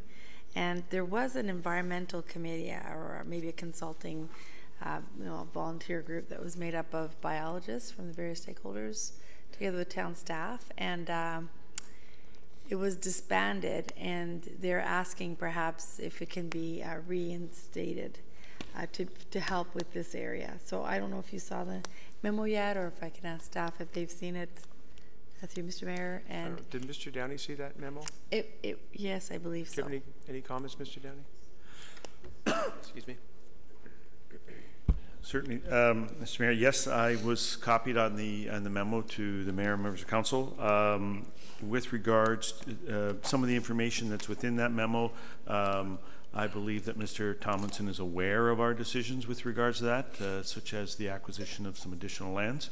I don't know whether he doesn't recall that. I know that as council, we actually took a walk out and took a look at that parcel of land, and council made a decision with regards to that. So I've also had conversation with staff, because we were a little confused about content within the letter that dealt with tree planting and community tree planting, and we are not aware of any community tree planting that was organized by the town that planted in any areas. We have done some planting around some stormwater management ponds, but I think he was concerned more along the grasslands, and from our knowledge, we haven't done any of those things. His desire to establish the committee, I think, is somewhat premature. We have not got approvals for the design at this point. We have, as you know, engaged a consultant. The consultant has prepared drawings. They are in communications with the Conservation Authority. We are looking at obtaining an approval from the Conservation Authority with regards to the final design of the project, so that we can present to council a capital budget request to move forward with the construction. At that time, it might be appropriate in order to get almost like a project committee together that could then discuss how we move forward with the development of that park, and what the phases might look like, and what areas might be a priority as opposed to other areas. I think that would be an opportune time to put something together. But with regards to commencing conversations about something that hasn't got approval from a conservation authority perspective or budget approval from a council perspective is somewhat premature. Okay. Yes, sir. Thank you. I appreciate that. And maybe if we can just sort of note this and maybe put it somewhere through a pending list, just to keep it there, although it's maybe ahead of the game. And I don't need to talk about tonight, but I haven't seen the pending list in quite some time. I wonder if we should bring it out, our outstanding items and action items that we have from motions and projects closed out. So maybe we can get that soon. That's it. Thanks. Councillor Tom. Councillor Kim. Councillor Perry. Public service announcements. I'll start with Councillor Perry. Oh, yes. I'm sorry.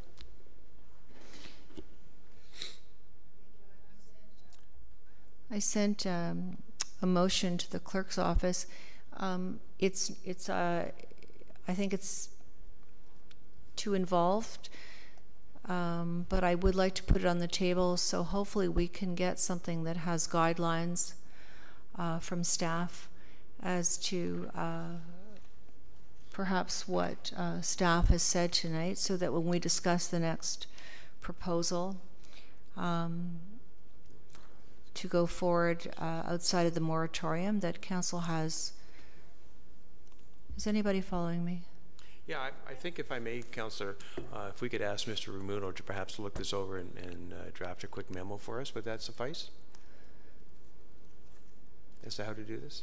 Well, what I've asked for here is a policy, a process, and criteria. Okay, well that's substantive, and we will not deal with it here. That would be through a notice of motion. So I think what that gets you, policy is... I was told that we are allowed to do this under new business. Put forward a motion. Policy is rather substantive, is it not? Through you, Mr. Mayor, I did advise Councillor Gardner earlier that I thought that having staff create a policy for council's consideration would be okay under new business, not to actually pass any policy or anything like that, but to have staff create the policy. Okay, but it is the chair's call.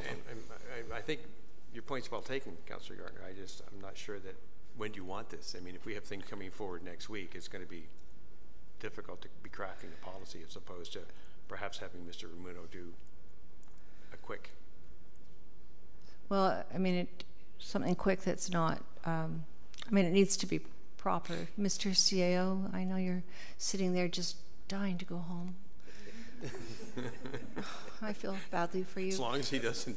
But I mean, we do need, we have heard, we have heard some conflicting information tonight, and certainly we had a lot of trouble discussing this last week.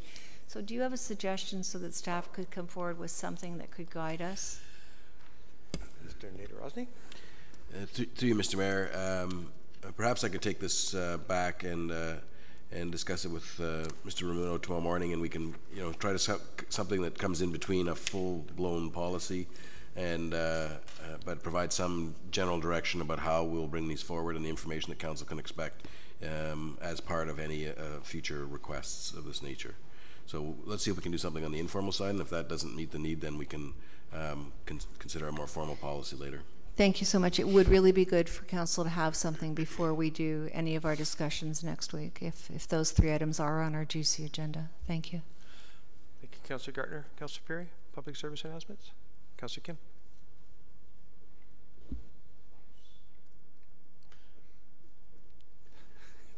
Thank you. I just wanted to thank Shelley Ware and staff and all the volunteers for the successful Multicultural Festival on Saturday at Town Park.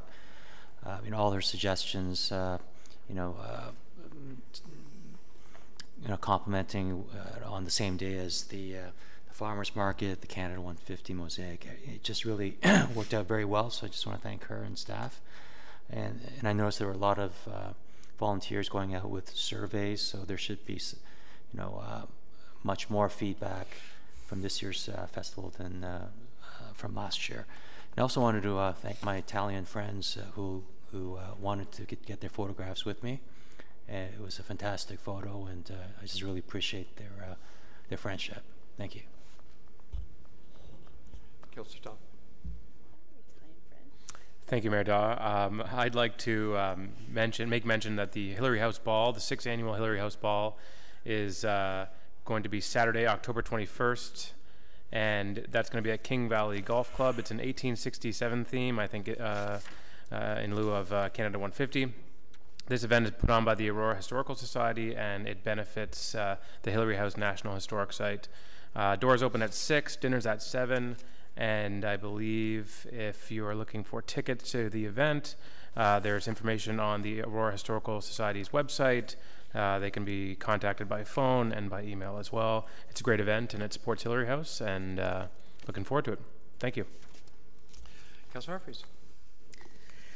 Just a reminder that, of course, our farmers market, which was absolutely had a wonderful weekend last weekend with all the wonderful events in town, every Saturday from 8 to 1. So hope to see everybody there. Councillor Abel. Thank you. Mayor Daw, I just wanted to acknowledge, I mean, it's been a little while since we've been at council, it's almost 2 months, but what a great program we had with the Concerts in the Park series with Shania Twain was phenomenal at the end. Also, the Rib Fest was an outstanding event as well. And, you know, with the farmers market and some of the other initiatives that we had this summer, we had a festival, music festival as well. It was a great summer. The weather wasn't always great, but it sure was great for the multicultural festival. It was a great event. I much enjoyed that as well. So a great bit of acknowledgement to our staff and organizers and volunteers that helped put all that together. Councillor Thompson.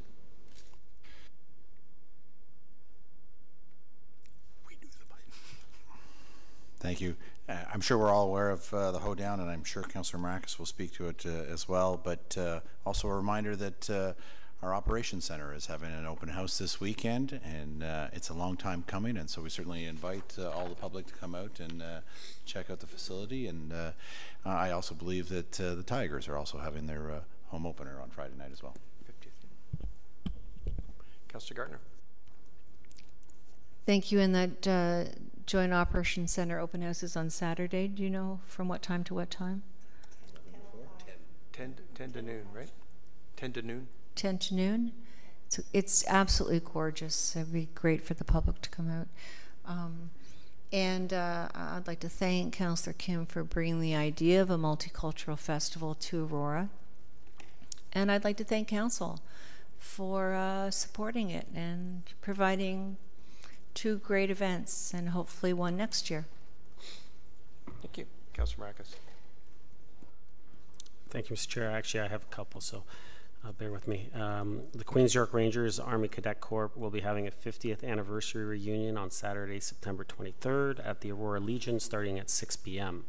There's going to be live music, finger foods, and it says bring all your old pictures and memories to this free event. So they're looking forward to having a lot of people there. And then on Saturday, September 30th, there is a mobile scavenger hunt called Hidden Aurora, where everyone will be meeting at the Armory in the town park promptly at 10:15 a.m. And the game is open to all ages and is free. And you get to know the history of the area, which is great.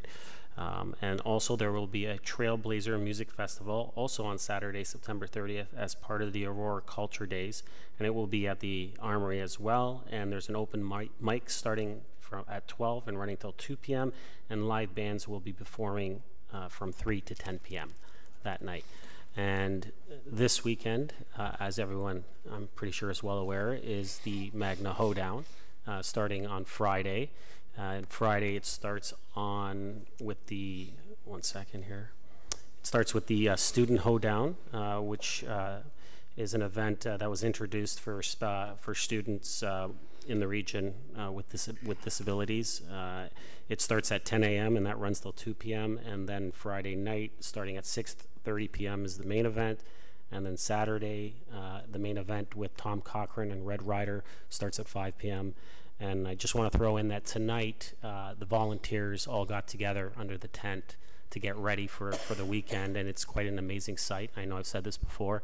You have over 700 volunteers from within the region, right across the region, coming together, and it's actually quite amazing seeing everyone in there, and it kind of makes you feel proud of all our communities coming together and pulling together and fundraising for so many charities, and also proud to have a corporation such as Magna within our town. So, thank you.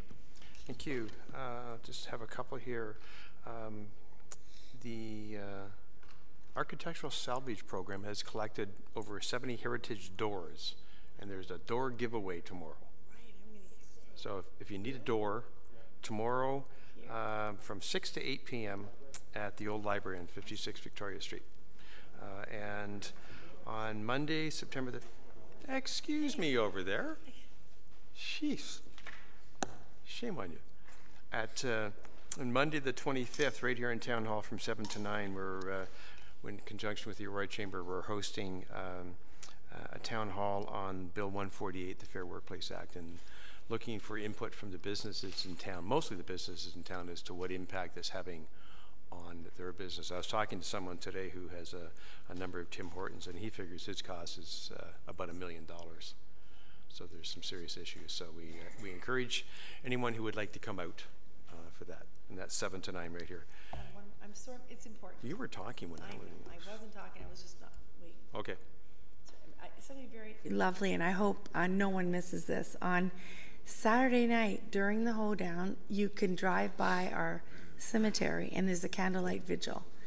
Don't miss it. It's incredible. The cadets actually put it on and do all the lighting, and it goes all night until overnight till the morning. And then at 2 p.m.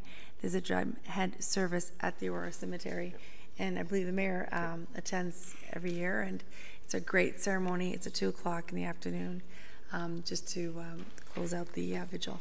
Thank you. Councillor Thompson.